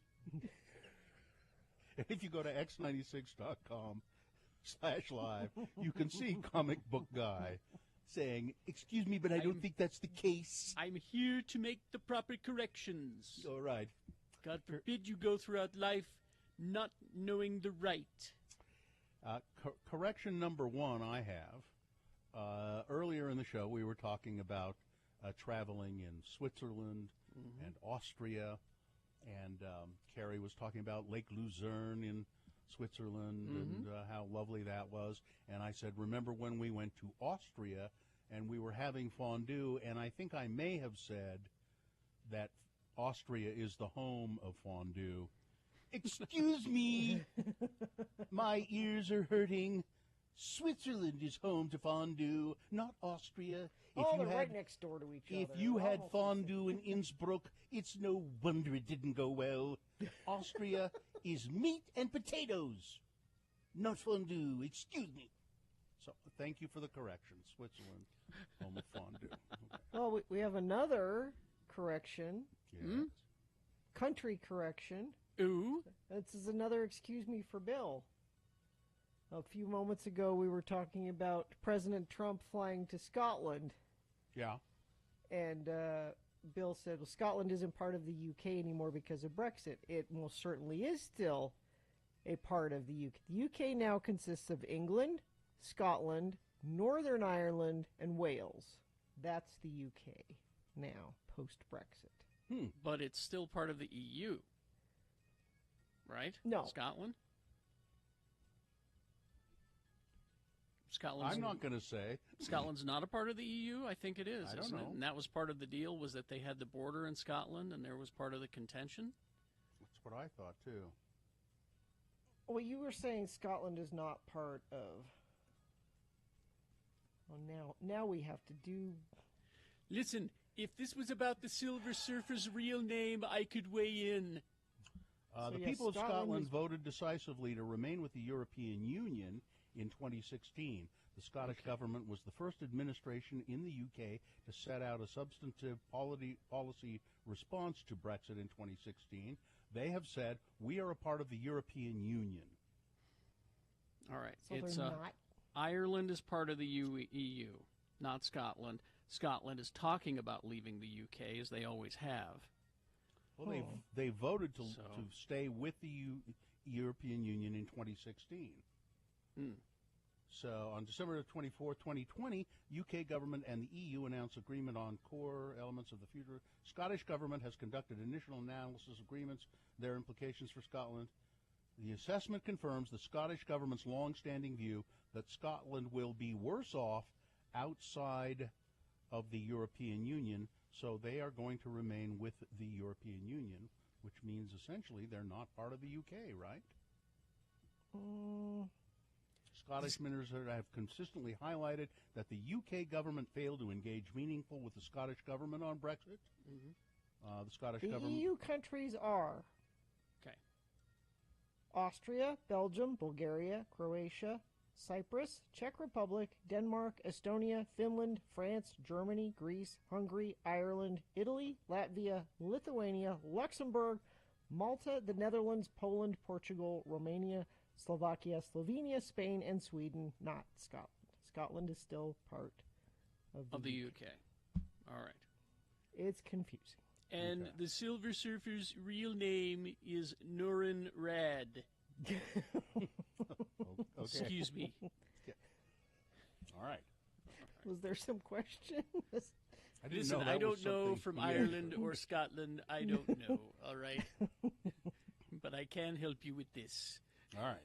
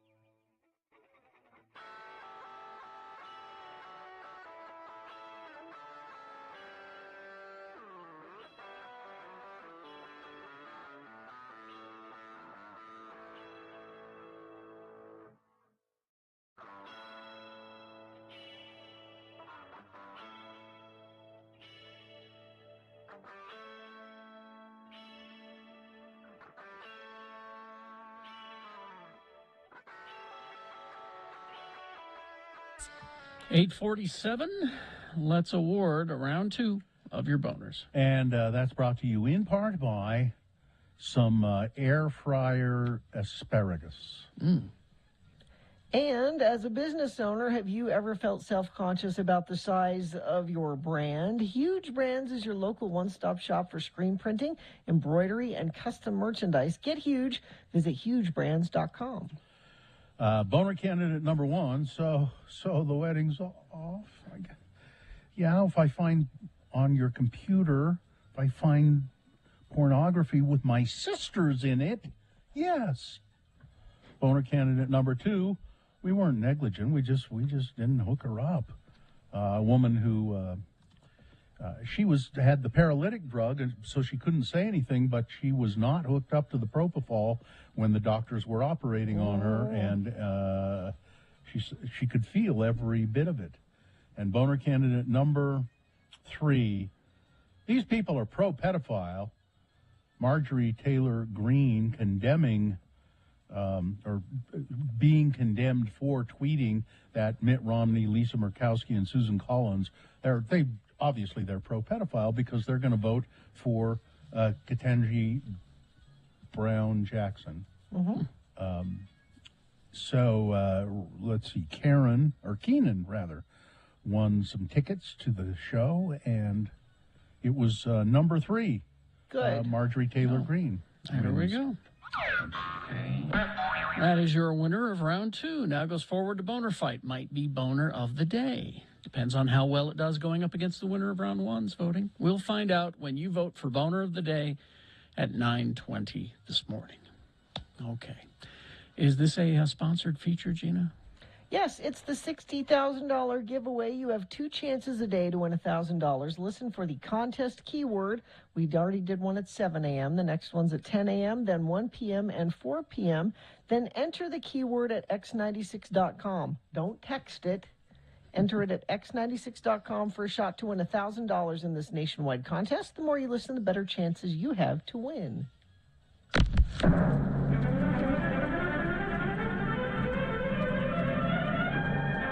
It's often said that the people of Utah speak a language all their own. It's a language that's often confusing and even incomprehensible to newcomers here in the Beehive State.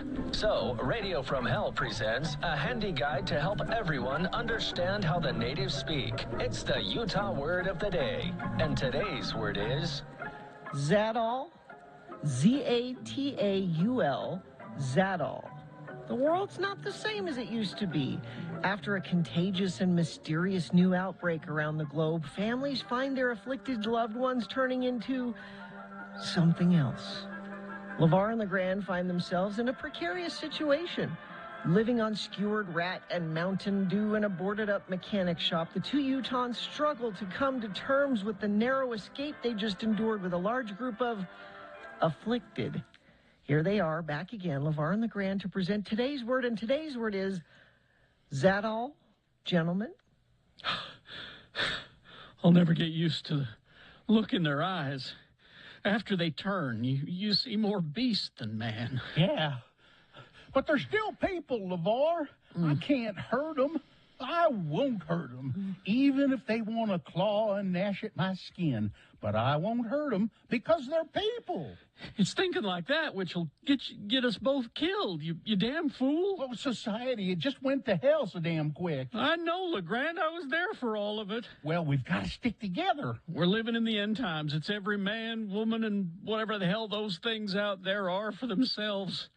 We can hardly get to the Hormons to get groceries. Well, we have to at least try. You have to let it go, LeGrand. But if we... You have to let her go, LeGrand. It don't matter if there's human blood dripping from her lips, or if that hunk of her leg is missing. LaBarbara is still my wife. The same wife that you left tied to a tree in the backyard. You think that's merciful? Don't you lecture me about mercy. At least I tried to help instead of pushing a pair of hedge clippers through her chest like you did to your neighbor. She ate a whole family, LeGrand. I tried to help LaBarbara every step of the way until then.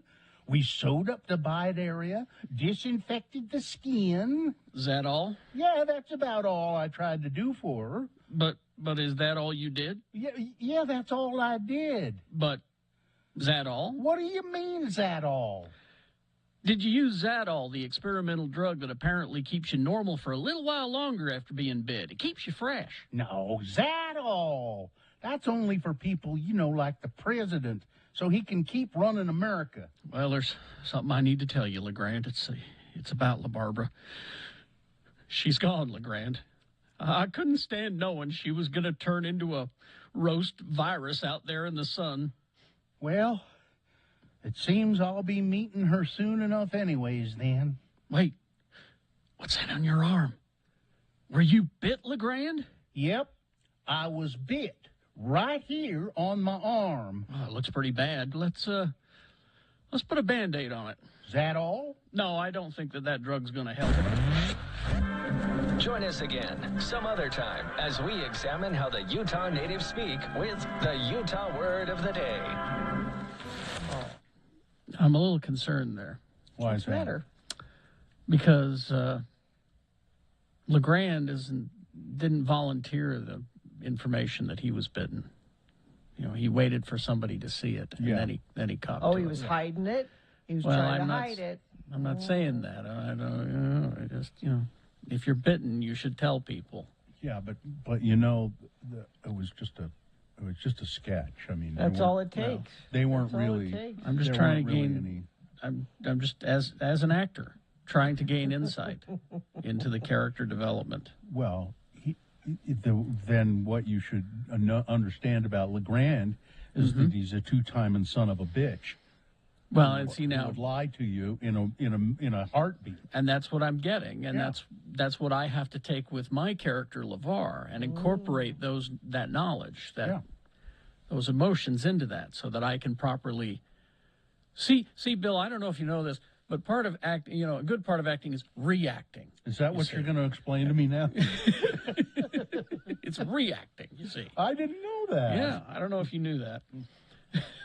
Hi, Gina, you can't hear anything. Did she? Well, but this is her time. I need the traffic report from Gina. What did she? Well, I don't know. We've been having problems back at the station with internet and all that. Hold please means nothing. That means she's holding up a sign. She'll be there eventually. Yeah. We do have the new and improved Tuesday Tunes with Todd coming up. I don't know if he's going to be here for it, and does that make it improved? Or well, if he is or isn't, let's see. If he is or isn't, he says Gina is threatening to be back now. I'm back. Oh, there we go. Okay. Well, he doesn't say whether he's going to be here or not. He just says what the song is. I get the impression that he's not going to be here. Because the Tuesday Tunes feature, instead of featuring new music, we want to focus on the 30-year history of X96 and all of that. So we're digging deep into pioneers of alternative into the archives for you. Is everything okay, Katie? You have a perplexed look on your face. Okay. All right. Well, I was off for a minute. And yeah, I'm just trying to make sure everything's going. Oh, okay. Like I said, we're having some problems back at the station since early on this morning. Are you able to give us traffic, Gina? Sure. Crash southbound I-215 west at the ramp to go eastbound I-80. That's off to the right shoulder. Crash eastbound 201 ramp to go southbound I-215 west. That is off to the right shoulder as well. I don't see an accident there, but it looks like southbound I-15 coming out of Murray and heading into Sandy. See some pretty significant slowage there. I don't know if it's an accident or what, but you're going to have to slow down as you're headed south that way. And if you're seeing things out there, you can certainly text them in to us and let us know what's out there. I'll pass them along to friends of the program. We like it when you do that. 33986. X96 presents Rufus Du Sol at Maverick Center on October 13th. You can win tickets to see the Australian Electronica Group all week long. We gave some away earlier. Also, Corey O'Brien in the evenings will give some away before they go on sale this Friday. For more details, ticket links, and pre-sale codes, you can go to x96.com. All right. We will take a break. We will be back. Tuesday Tunes with Todd coming, well, sort of Tuesday Tunes with Todd coming up after this. KXRK Provo. Oh, yes, we got to tell you about BigOTires.com. They are the team you trust, Big O Tires. And get to know your local Big O Tire store. There's one near you, I'm sure, because there are literally dozens. Yeah, there's over 40. I go to the one on Highland Drive, but I have gone to other ones if I've been somewhere else and maybe my tire pressure is low. Just pull right in. I don't even have to get out of my car. They'll fill it up for me. Head into the Big O Tire for their spring super sale. You buy 3, get 1 free through April 24th. That's buy 3, get the 4th tire free on select sets of in-stock tires with installation purchase. Of course, Big O, more than just tires, they will do brakes and alignments and batteries and fluids and oil changes and all of that. And financing options tailored to you. Big O Tires, the team you trust. That's why you should go to your local store, too. They get to know your car and what you need. You can make your appointment online by going to the website, bigotires.com.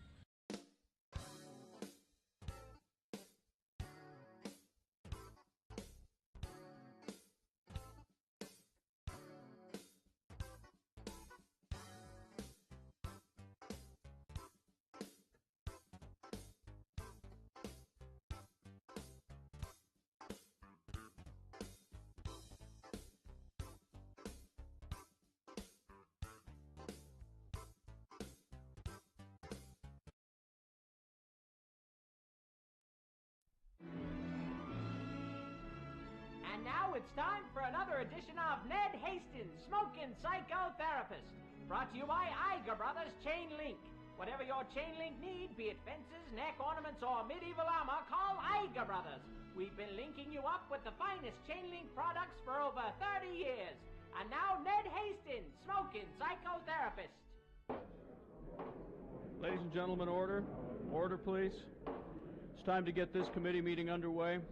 The Utah State Legislature has impaneled this panel to look into Utah's new law prohibiting cigarette smoking in all public places. We'll be hearing from a series of expert witnesses today. The first person to testify is a psychotherapist named Ned Hastings. Sergeant at Arms, could you call Mr. Hastings to the committee room, please? Mr. Hastings, Ned Hastings, please come into the committee room. Mr. Hastings, thank you for being with us today. May I say that this is an unusual contraption that you're wearing. It looks like a spacesuit. Close, but no cigarette, Mr. Chairman. It works on the same principle as a spacesuit, and it was developed by NASA. But this is my patented Ned Hastings smoke suit. The backpack portion recycles fine, rich Turkish tobacco instead of fresh air. The bubble headgear captures every bit of smoke. None escapes into the outer atmosphere, thereby allowing me to roam freely through Utah's smoke-free environment. Well, I'm not sure that this is allowable. You may be breaking a Utah law. Oh, but I'm willing to take that risk for the sake of sweet, sweet tobacco. Mr. Hastings, I'm having a hard time seeing your face through the bubble. Oh, yes.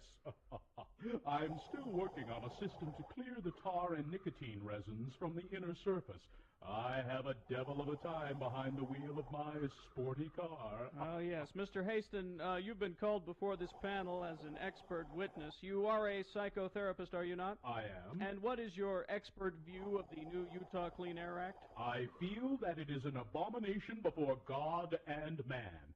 Not only does the law discourage people from finding good mental health by becoming new smokers, it is causing those existing smokers who have achieved some measure of mental stability to become unhinged.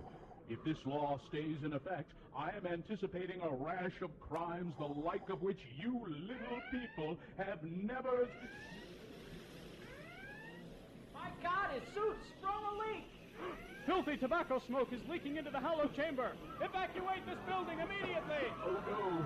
If tobacco smoke is leaking out, that means that fresh air is getting in. Must reach the cigarettes in car. Only chance. Will Ned make it to his cigarettes in time? Join us next as Iger Brothers Chain Link presents another in the continuing adventures of Ned Hastings, Smoking Psychotherapist.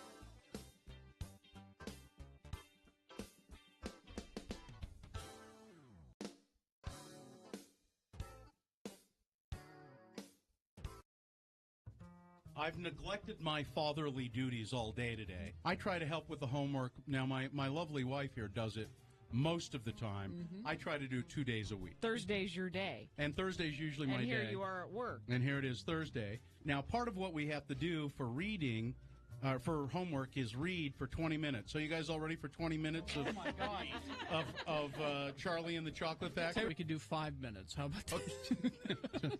He's on chapter 4. He's on chapter 4? But he was concerned that maybe we should start at chapter 1 so that everybody Well, would... I'd be lost if you started Well, in the middle. oh, come on. We all know. Augustus Gloop, man.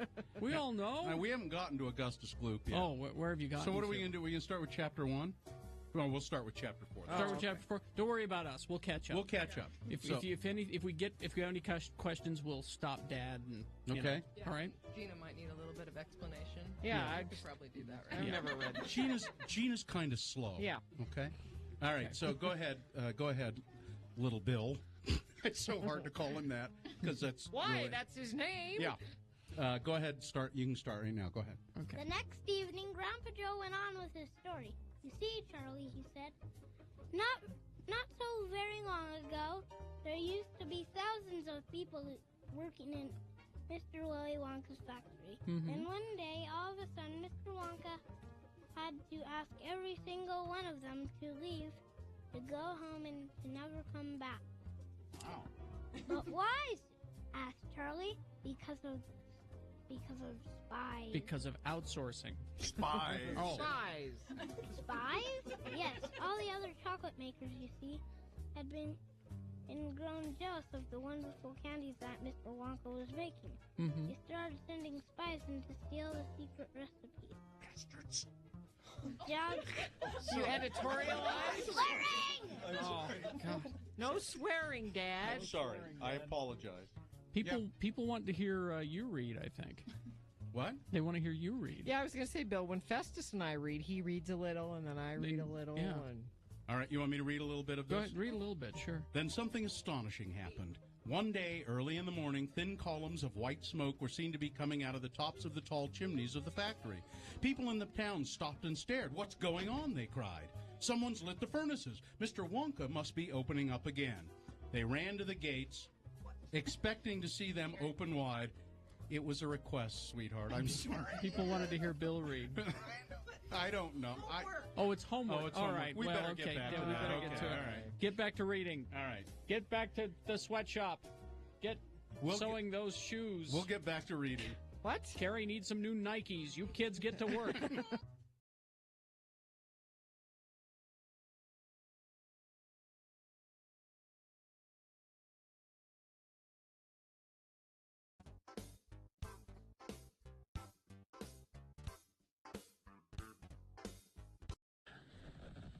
English beat. Indeed.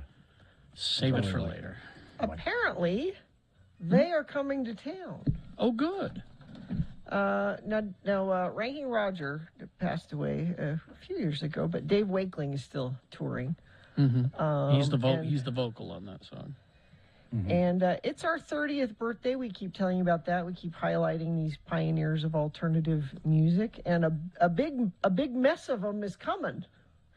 We're having the ultimate birthday bash. X96 presents the Lost 80s Live with A Flock of Seagulls, Wang Chung, Missing Persons, Naked Eyes, Animotion, Dramarama, and more. Friday, August 12th at the Maverick Center. This is all powered by Strong VW. Now, we gave some tickets away earlier. I guess Todd Newcomb, he's on from 2 to 6 later today. He'll have some to give away there. Also, there's more information about this whole show at x96.com. That sounds like a good show. I think it will be. Mm-hmm. I can almost guarantee it. Animotion. Trying to remember. Oh. Obsession. Oh, you're an obsession. Animotion with, here, you want to go with me here, won't you please? With Cynthia Rhodes. Wow. Who is in Dirty Dancing, and who is also the mother of Richard Marx's children. It was his first wife. Oh, really? Before he married Daisy Fuentes.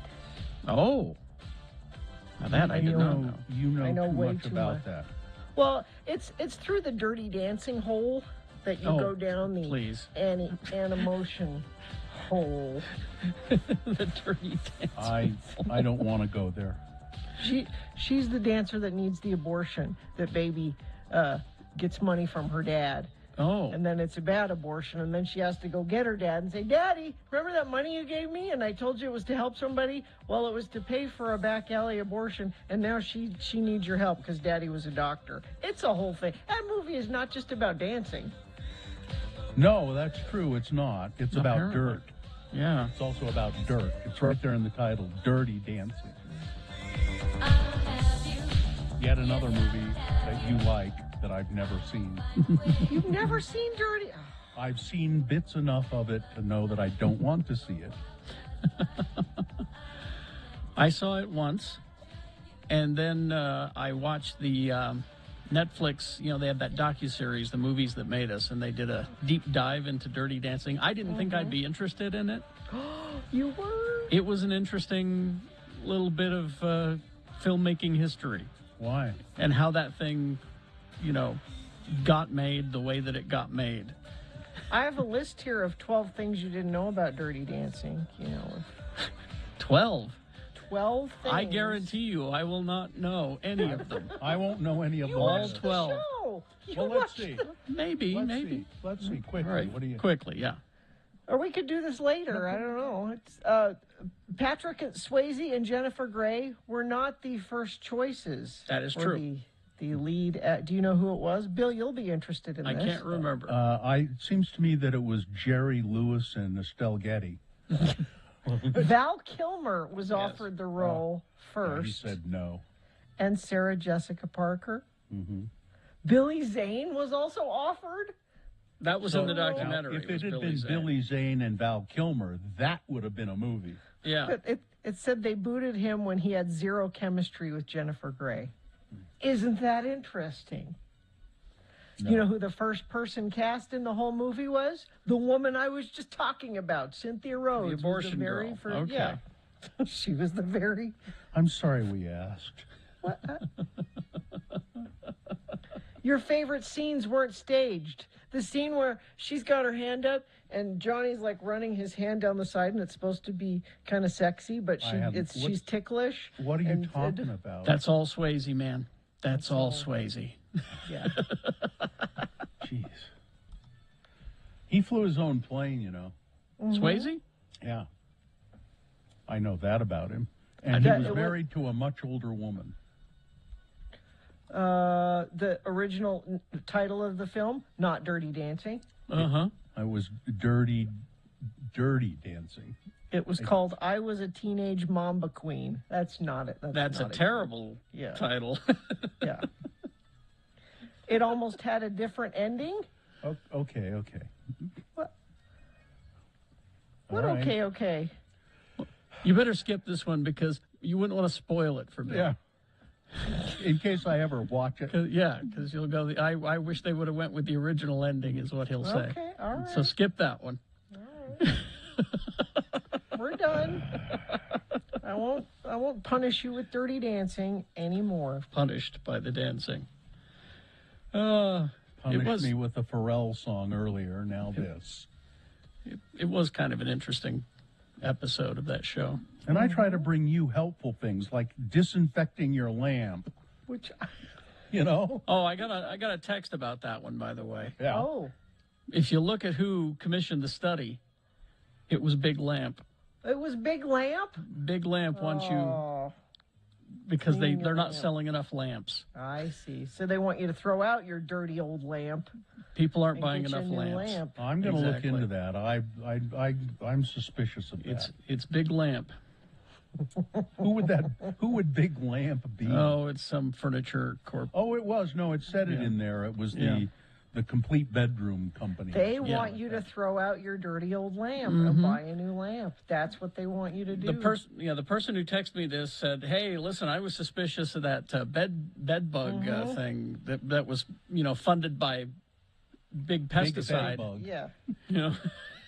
Big Pesticide funded the study. Because I suspect that this one is. Okay. Oh, all right. Don't worry about your lamps, Gina. Okay. I mean, keep them clean. Well, yeah. No, I'm gonna sterilize them.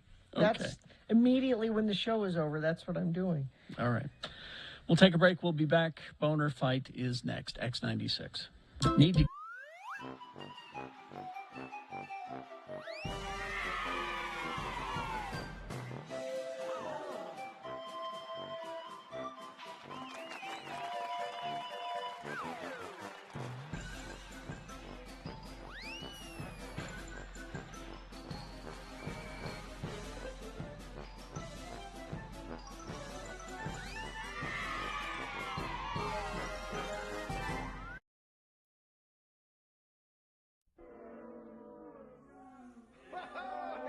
He was great, wasn't he, ladies and James?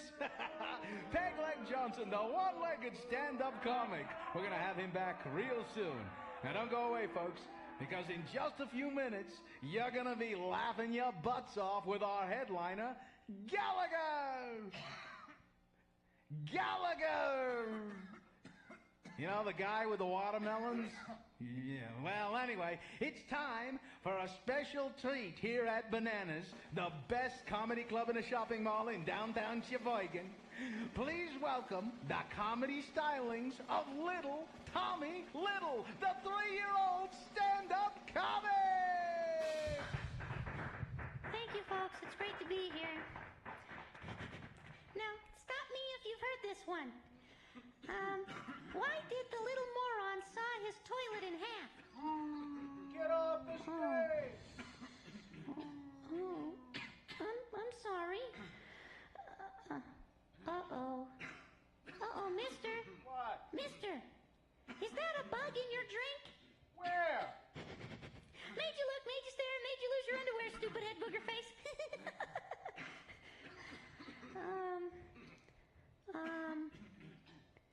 Poo-poo pee-pee.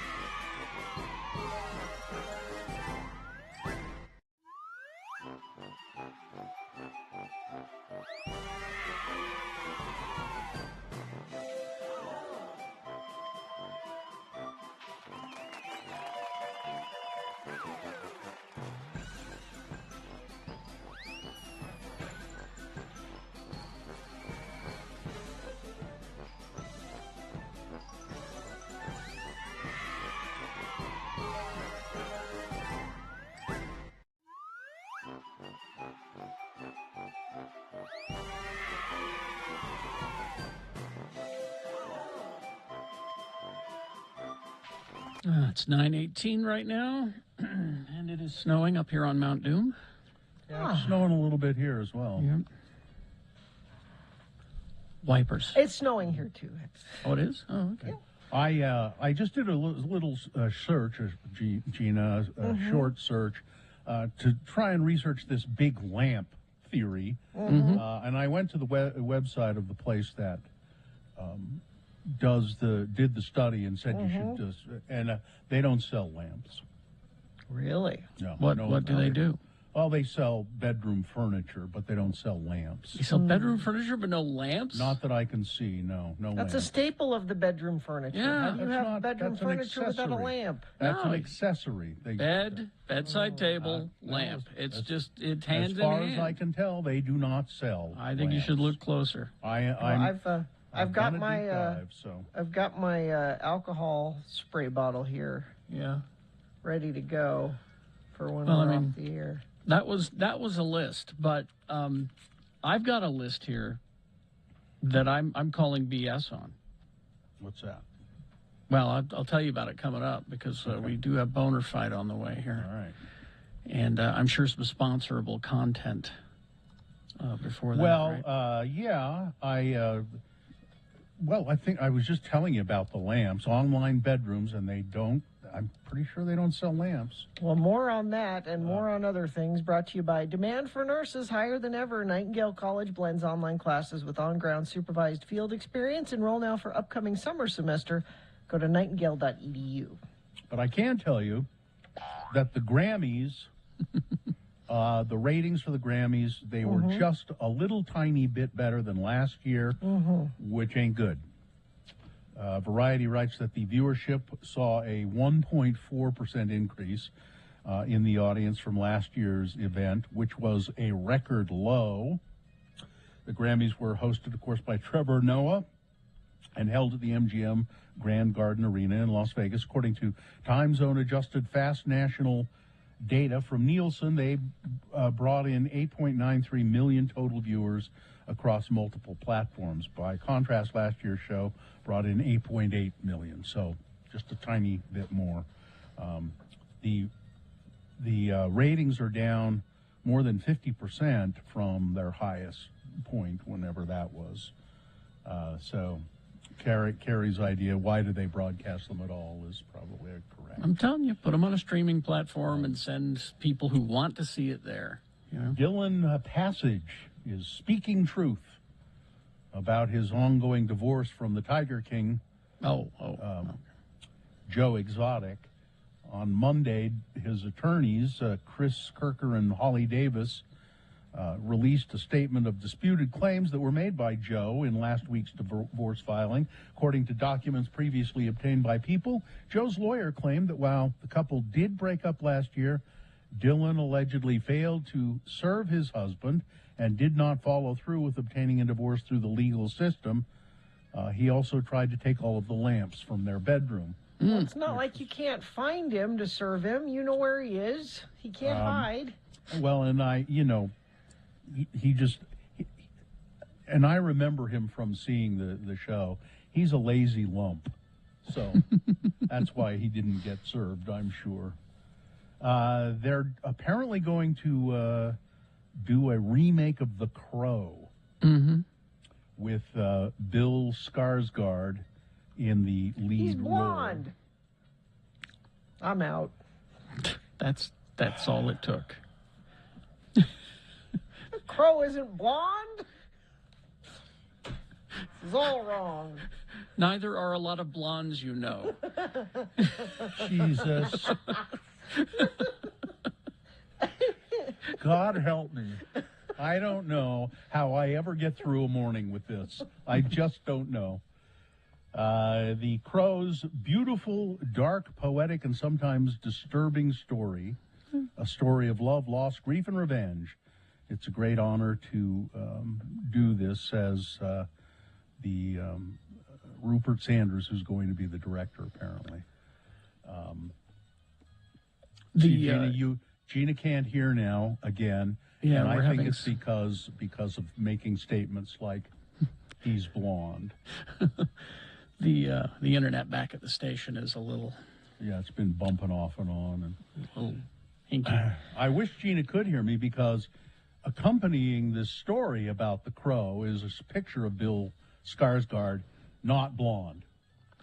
I think she's thinking of his brother. Well, yeah, you're thinking of his brother. I mean, he might be blonde, but let's not forget he's also not a freakish redhead. He played the character in It, the clown Pennywise, just fine. without he didn't have a white face or shockingly red hair. But I was saying, Gina, the picture accompanying the story, he's brunette, and I think he is in fact a brunette. His brother is blonde. His brother's blonde. Okay. Yeah, what's his? Not Stellan. That's the dad. Timmy Skarsgård. Yeah, their whole the family vampire, is the vampire guy. They're all Nordic. Think about the Crow. I mean, show me what you got, but is this necessary? Oh, why not? Right? Well, people seem to. The unseen. Every generation, Carrie, needs their own Crow. That's Do what they? it is. Their own brooding goth superhero? Yes. And apparently every generation needs new pictures of Sharon Tate in a bikini. Unseen photos of Sharon Tate discovered in a garage. And there are pictures of, she's the young woman who was murdered by the Manson family. There are some photos of her snapshots. It says here, rocking a green bikini and lounging under the sun. The pictures were on the story, and I wouldn't say she's rocking a green bikini. She's just on a blanket, sunning herself in a bikini. And she looks happy and nice and healthy. And healthy? That's a weird thing to say. Why? She looks healthy. Well, this was clearly before the murder. She looks healthy here. No, I mean she looks like a vigorous person. She's a person who has, people look at you, Gina. They don't go, God, she looks healthy. They don't do that. They just don't. But they look at her, somebody like that, and they go, boy, she's healthy. It's just a weird adjective for someone who was murdered at one point. She didn't look healthy after she was murdered, but she looked quite healthy in these pictures of her where she was very young. I think that what Bill is trying to say is that she did not look dead in these photos. Exactly. She was vigorous. Okay. You could tell she was a breathing human. Okay. Not a human who had assumed room temperature. Got it. Former President Barack Obama is returning to the White House for the very first time since he left the presidency. He's returning to the White House today. His wife Michelle and Biden's wife Jill have carved out some time in their schedule so Barack and Joe could have a play date. Aww. And that's going to be they're going to get together. And Barack Obama's he lost his lucky quarter somewhere in the Lincoln bedroom, and he's hoping. I'm just wondering if we can trap him there. Like make him stay. What do you want to set a snare of some sort? I want. What would you put underneath so that the basket comes down on top of him? I want to keep him there. He's not allowed to leave. Obama. Got a drunken monkey story for you, Carrie. Oh, I'm here for it. It says it may not be for everyone, but plenty of people love the taste of alcohol. Yes. That's a silly sentence. Now, I hear it's very popular. Yeah. I understand that, yes, alcohol is popular. Now, a new study suggests humans inherited the taste for booze. Well, I'll be a monkey's uncle. Monkeys? From their primate ancestors millions of years ago.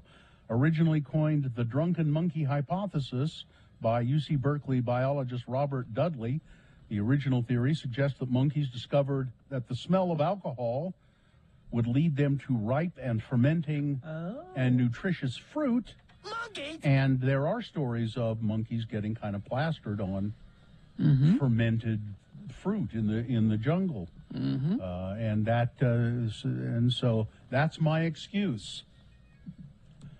It's leading me to food. That's why I drink. It leads me to food. Well, this is deep in my DNA. I can't fight it. And then Roger Stone is complaining.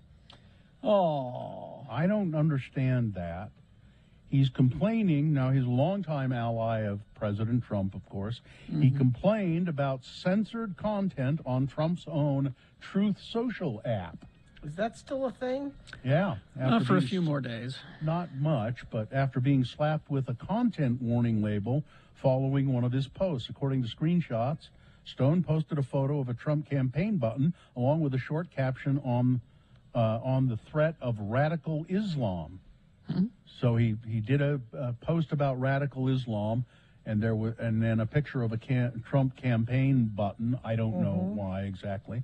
I guess because, Trump would be strong on radical Islam. The app's algorithm caught the post, flagged it, and warned users that the image in the post had sensitive content not suitable for all audiences.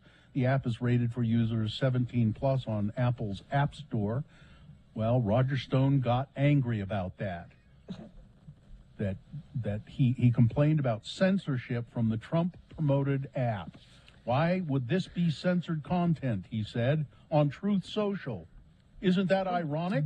I'm supposed to put anything on there. Yeah, isn't it because the Truth Social app is a cluster hug, Roger? I think he should just be happy that he got a chance to post on it while it's still around. Because it won't be for much longer. I haven't looked at it at all. Have you? No, I haven't. All of the CEOs are stepping down. It's over. It's all over. Devin but the Nunes, is he stepping down? Yeah, he's well, he might be staying until the boat sinks, but everybody else is stepping off of it and saying, yeah, this is a waste of our time and money. Yeah. Tried to tell you, if you'd listen to a little radio station in Salt Lake City, I tried to warn you all. We could have said, we could have told you that this would happen. We did tell you. It's Boner Fight with Radio from Hell on X96. Number one is MICKEYMOUSE. Representative Lauren Boebert going after the Disney company. First of all, threatening them with, you're not going to be able to get your trademark when you apply for it again because you're pro-gay. And then she misspells Mickey in the post, and also in her post she says, "I think not," which many people said that's true. That's very true. That goes up against the other one, Marjorie Taylor Greene, pro-pedophile. She's claiming that Murkowski, Romney, Collins, they're pro-pedophile because they're going to vote for Ketanji Brown Jackson. That's number two. There you go. That's your candidates for Boner of the Day for today. One or two, you decide and vote. One way you can vote is to text in the single digit of the candidate that you think should win to 33986. That's pretty easy. Or you can call the producer's booth at 877-602-9696. Use your voice to vote. Or go online, x96.com, looking for the box that says Boner Fight April 5, 2022, and vote there. You probably will need to refresh your internet browser when you get there to make sure you see the box, because we just put it up there. So click and vote. You have until the end of these messages. Let's go. This is Boner of the Day.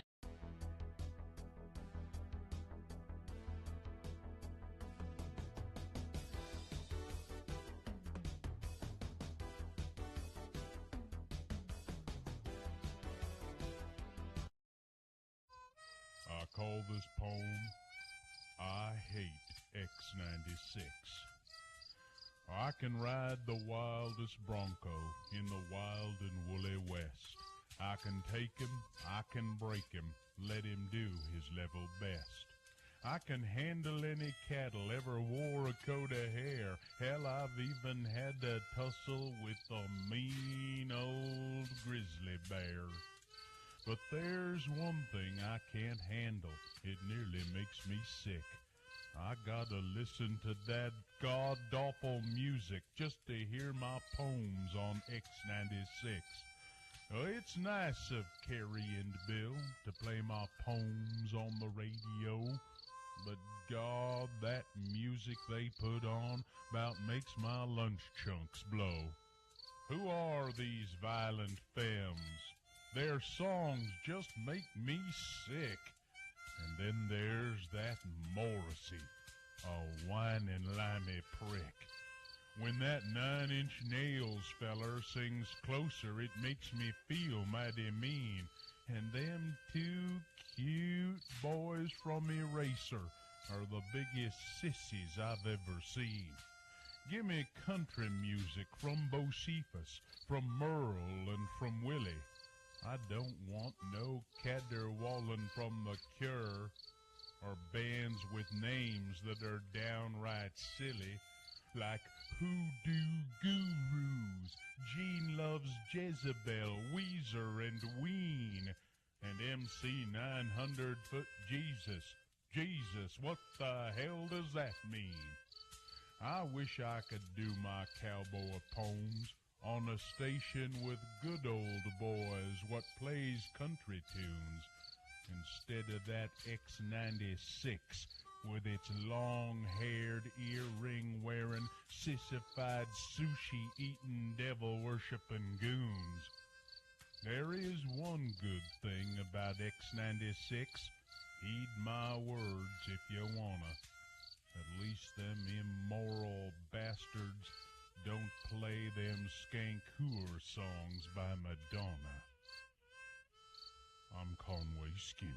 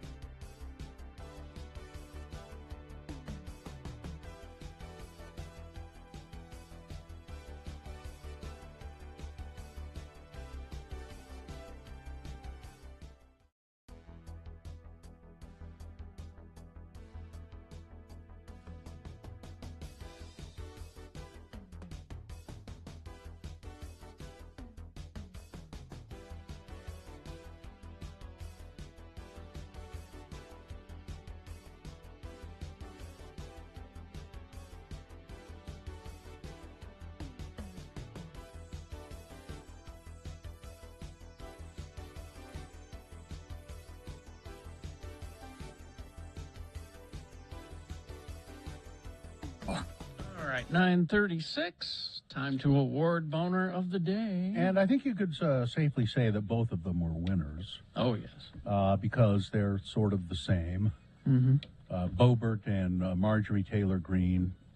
But of the two... wanna sponsor hold it? on there. Well, it's okay. It's brought to you in part by shrimp and chorizo pasta. And save on skiing at Snow Basin Resort. Discounts up to $20 on lift tickets when you buy online. Visit snowbasin.com. Somebody, well, you people should have told me this before. I apparently put the wrong boner candidate in there. They said the producer's booth is telling me it was Pride U was the first one. Oh, that's right. Not so this Mickey is Mouse. not an accurate boner fight? Is that... No. So what do we do? I think we just throw it out. We have to throw this one out. And that means there is no sponsor. What? It happens every once in a while. I accidentally put the one in that I think should have won. Or that just... And but I don't know why didn't you guys tell me this before? They just texted me from the producer's booth. Yeah, I found out late. I didn't know. Well, but they could have texted me. I feel it's okay. It was set up to have the correct boner candidates. So I mean, it is the correct. Well, maybe voting. Maybe we could go strictly on online voting alone because the online voting you had to read it. That's true. So if you guys in the producer's booth can get a count, retabulate, just get a count of just online votes as opposed to text and call. This is very important. I know, this is right? very important. This is data. This is science. Mm-hmm. But I wish they'd had told me ahead of time. While we're waiting, I want to see the puppy. Katie, can we see the puppy at x96.com/live? I know we're only going to have the puppy in studio like for a very short time, so I need as much puppy exposure as I can until that time. That's going to be a big puppy. That's going to be some big poops there. Thank you, Katie. I'm okay with that. More work than I'd want to do. Yeah. So while we wait for the strictly online tabulations, I've got Here's the thing. I'm calling BS on this list because nobody knows more about baby names than we do, right? Mm-hmm. Well, yeah. I mean, we've been doing it for years and years. Yeah. Approving. We've been naming babies forever. We've been approving your baby names or disapproving for years. Now, I got sent this list, and it's from an out-of-state company. Oh, what do they know? But they're trying to tell me the most popular baby names in Utah for 2022. Well, they can look up statistics, you know. They don't have to be in Utah to look up the statistics. I don't know. Well, then let's not do it.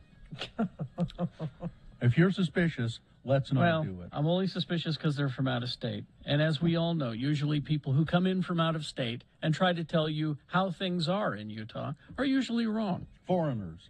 Mm-hmm. Yeah. Well, let's just see what. Okay, all right.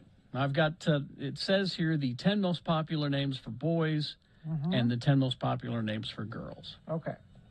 And we probably have time for one of those. Okay. We can do the other one on the other side of the commercial break. Okay. But you pick, boys or girls? Boys first. Boys first. Most popular names for boys in Utah. Number 10, Owen. Owen!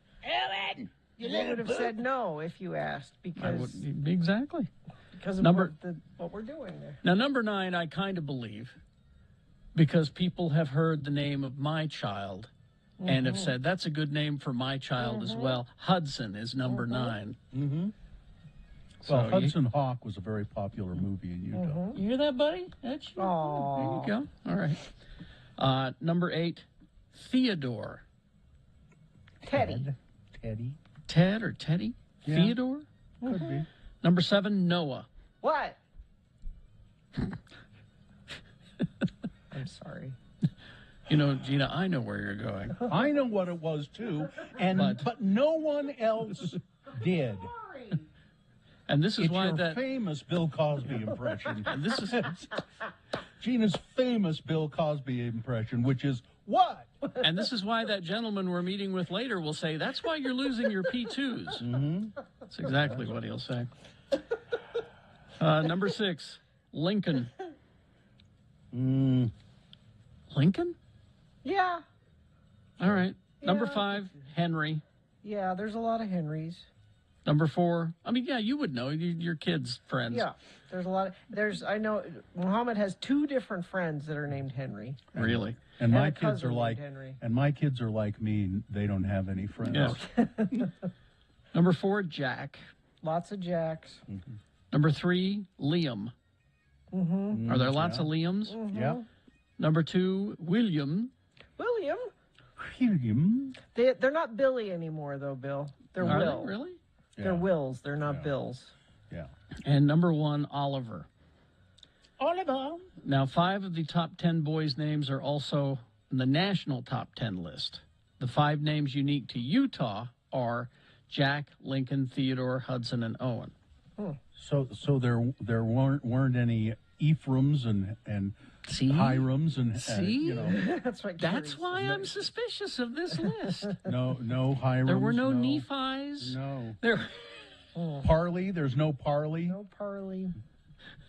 There's no Lavons. There's McKay. There's no McKay. Yeah, that's exactly. I don't. Maybe I think this is a bogus list. All right. Well, we'll see. We'll see what happens. Maybe we'll see if we can get the total for the online voting and all of that after these, shall we? 943 X96. Hi, I'm Todd.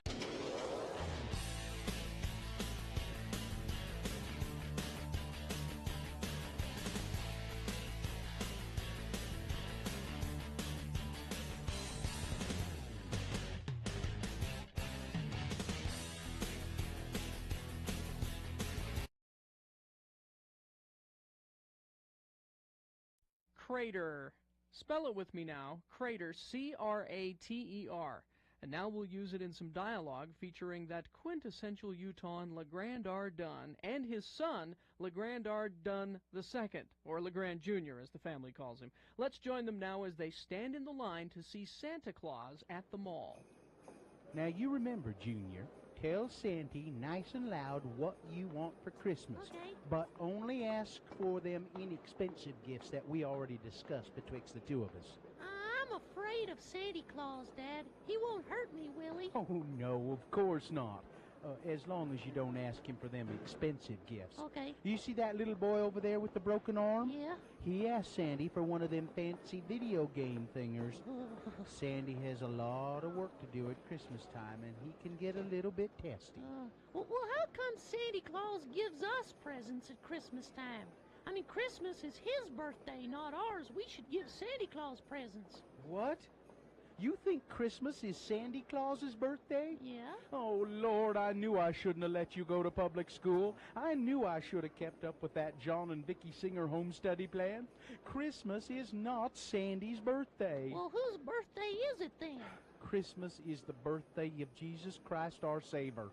And Jesus is the Son of God, the creator of the universe, and the creator of everybody and everything that's in it. Everybody? I mean, did God create Batman? Yes. And Barney? Yes.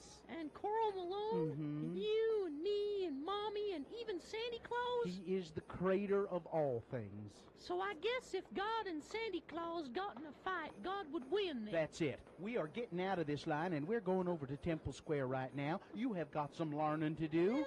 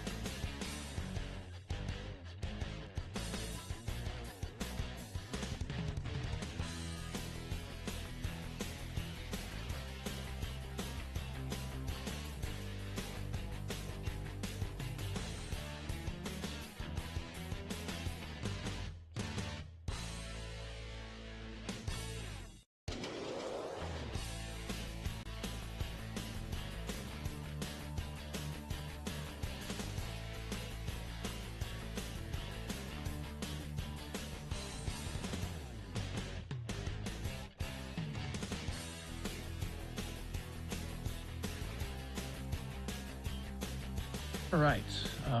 Do we have a Yes, we do. a refigured winner here? It was the same thing. The result was Marjorie Taylor Greene.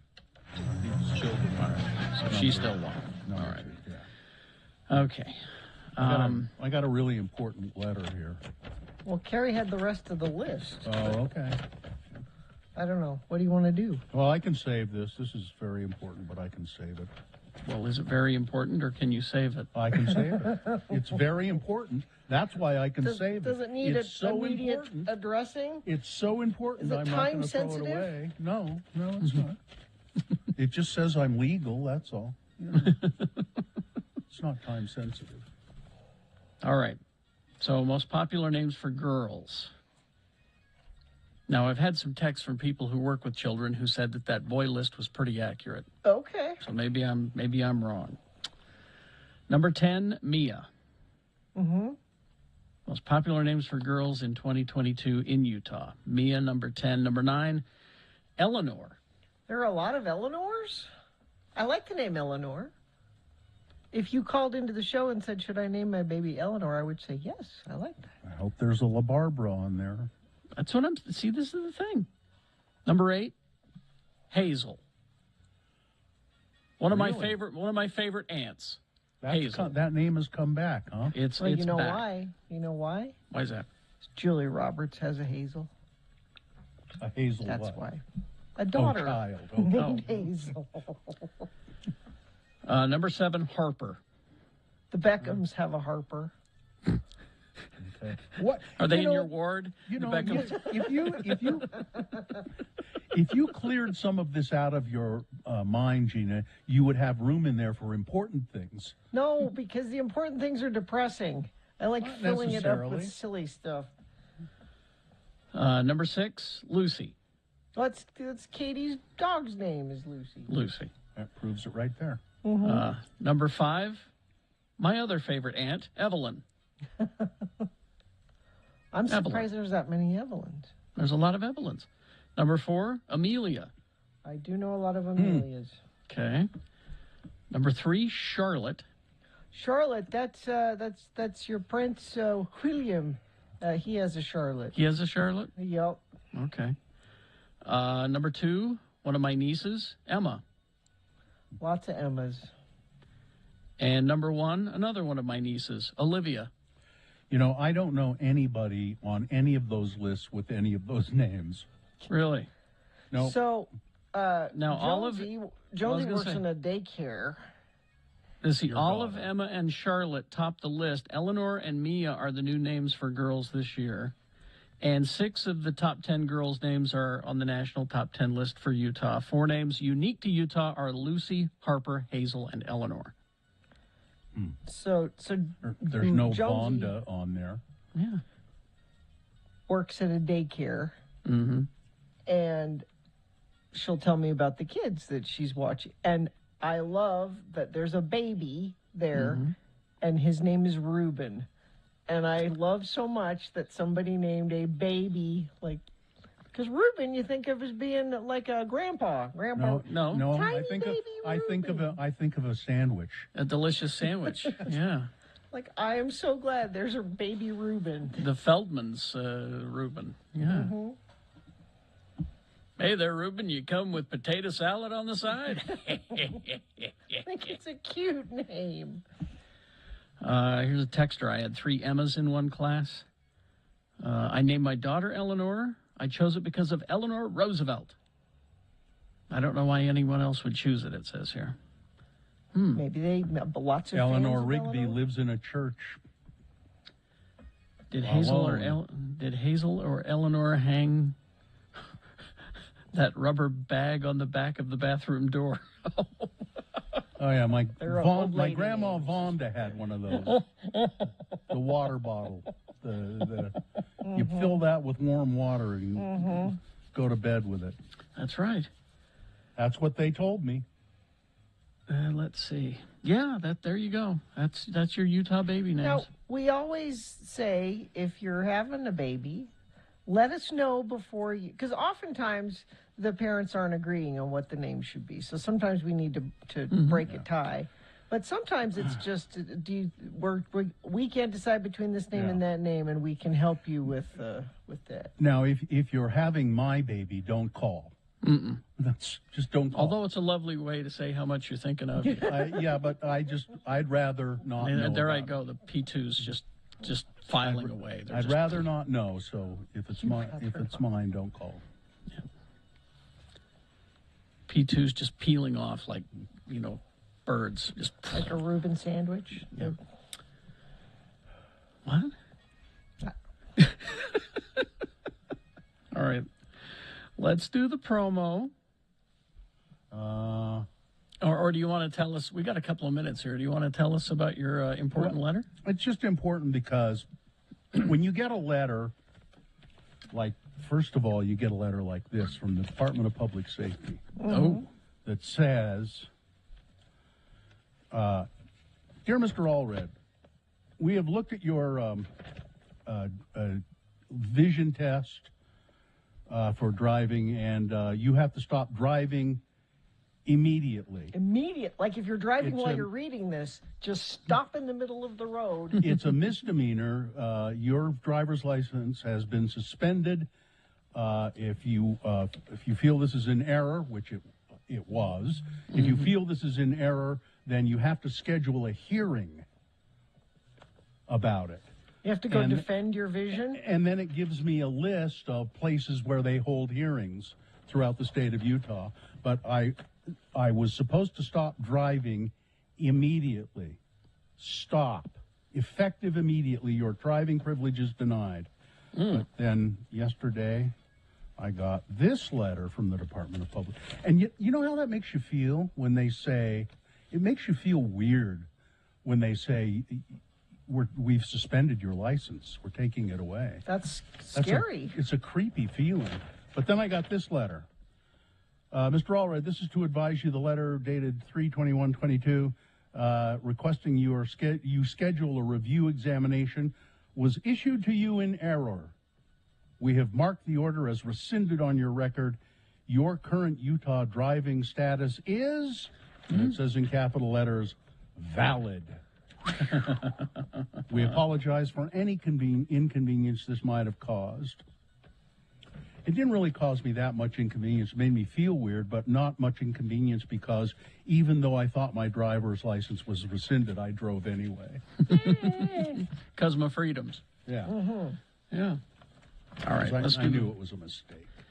Let's do the promo and crawl towards the exits. I need 1 second to find it here. Okay. Coming up on Wednesday's Radio from Hell show. At 6:45, it's Things That Must Go. You know, where we help you get rid of things you can't stand in your life. So send your must-goes to radiofromhell@x96.com, and we might be able to help. Plus, Dr. Cobble will be with us, and we'll have, of course, more on Wednesday's Radio from Hell show on X96. Okay. Let's see. All right. Adios. Bill's got to go potty. I've got a meeting I have to go to. So all right. I have to go see a man about a horse. As Happy my grandfather used to say. Happy First Contact Day, everybody. Yeah, see you later. Live long and prosper, bitches. Don't you know who I am? I'm keeping the filth at bay. Fine job as always, Katie. Marcy is next.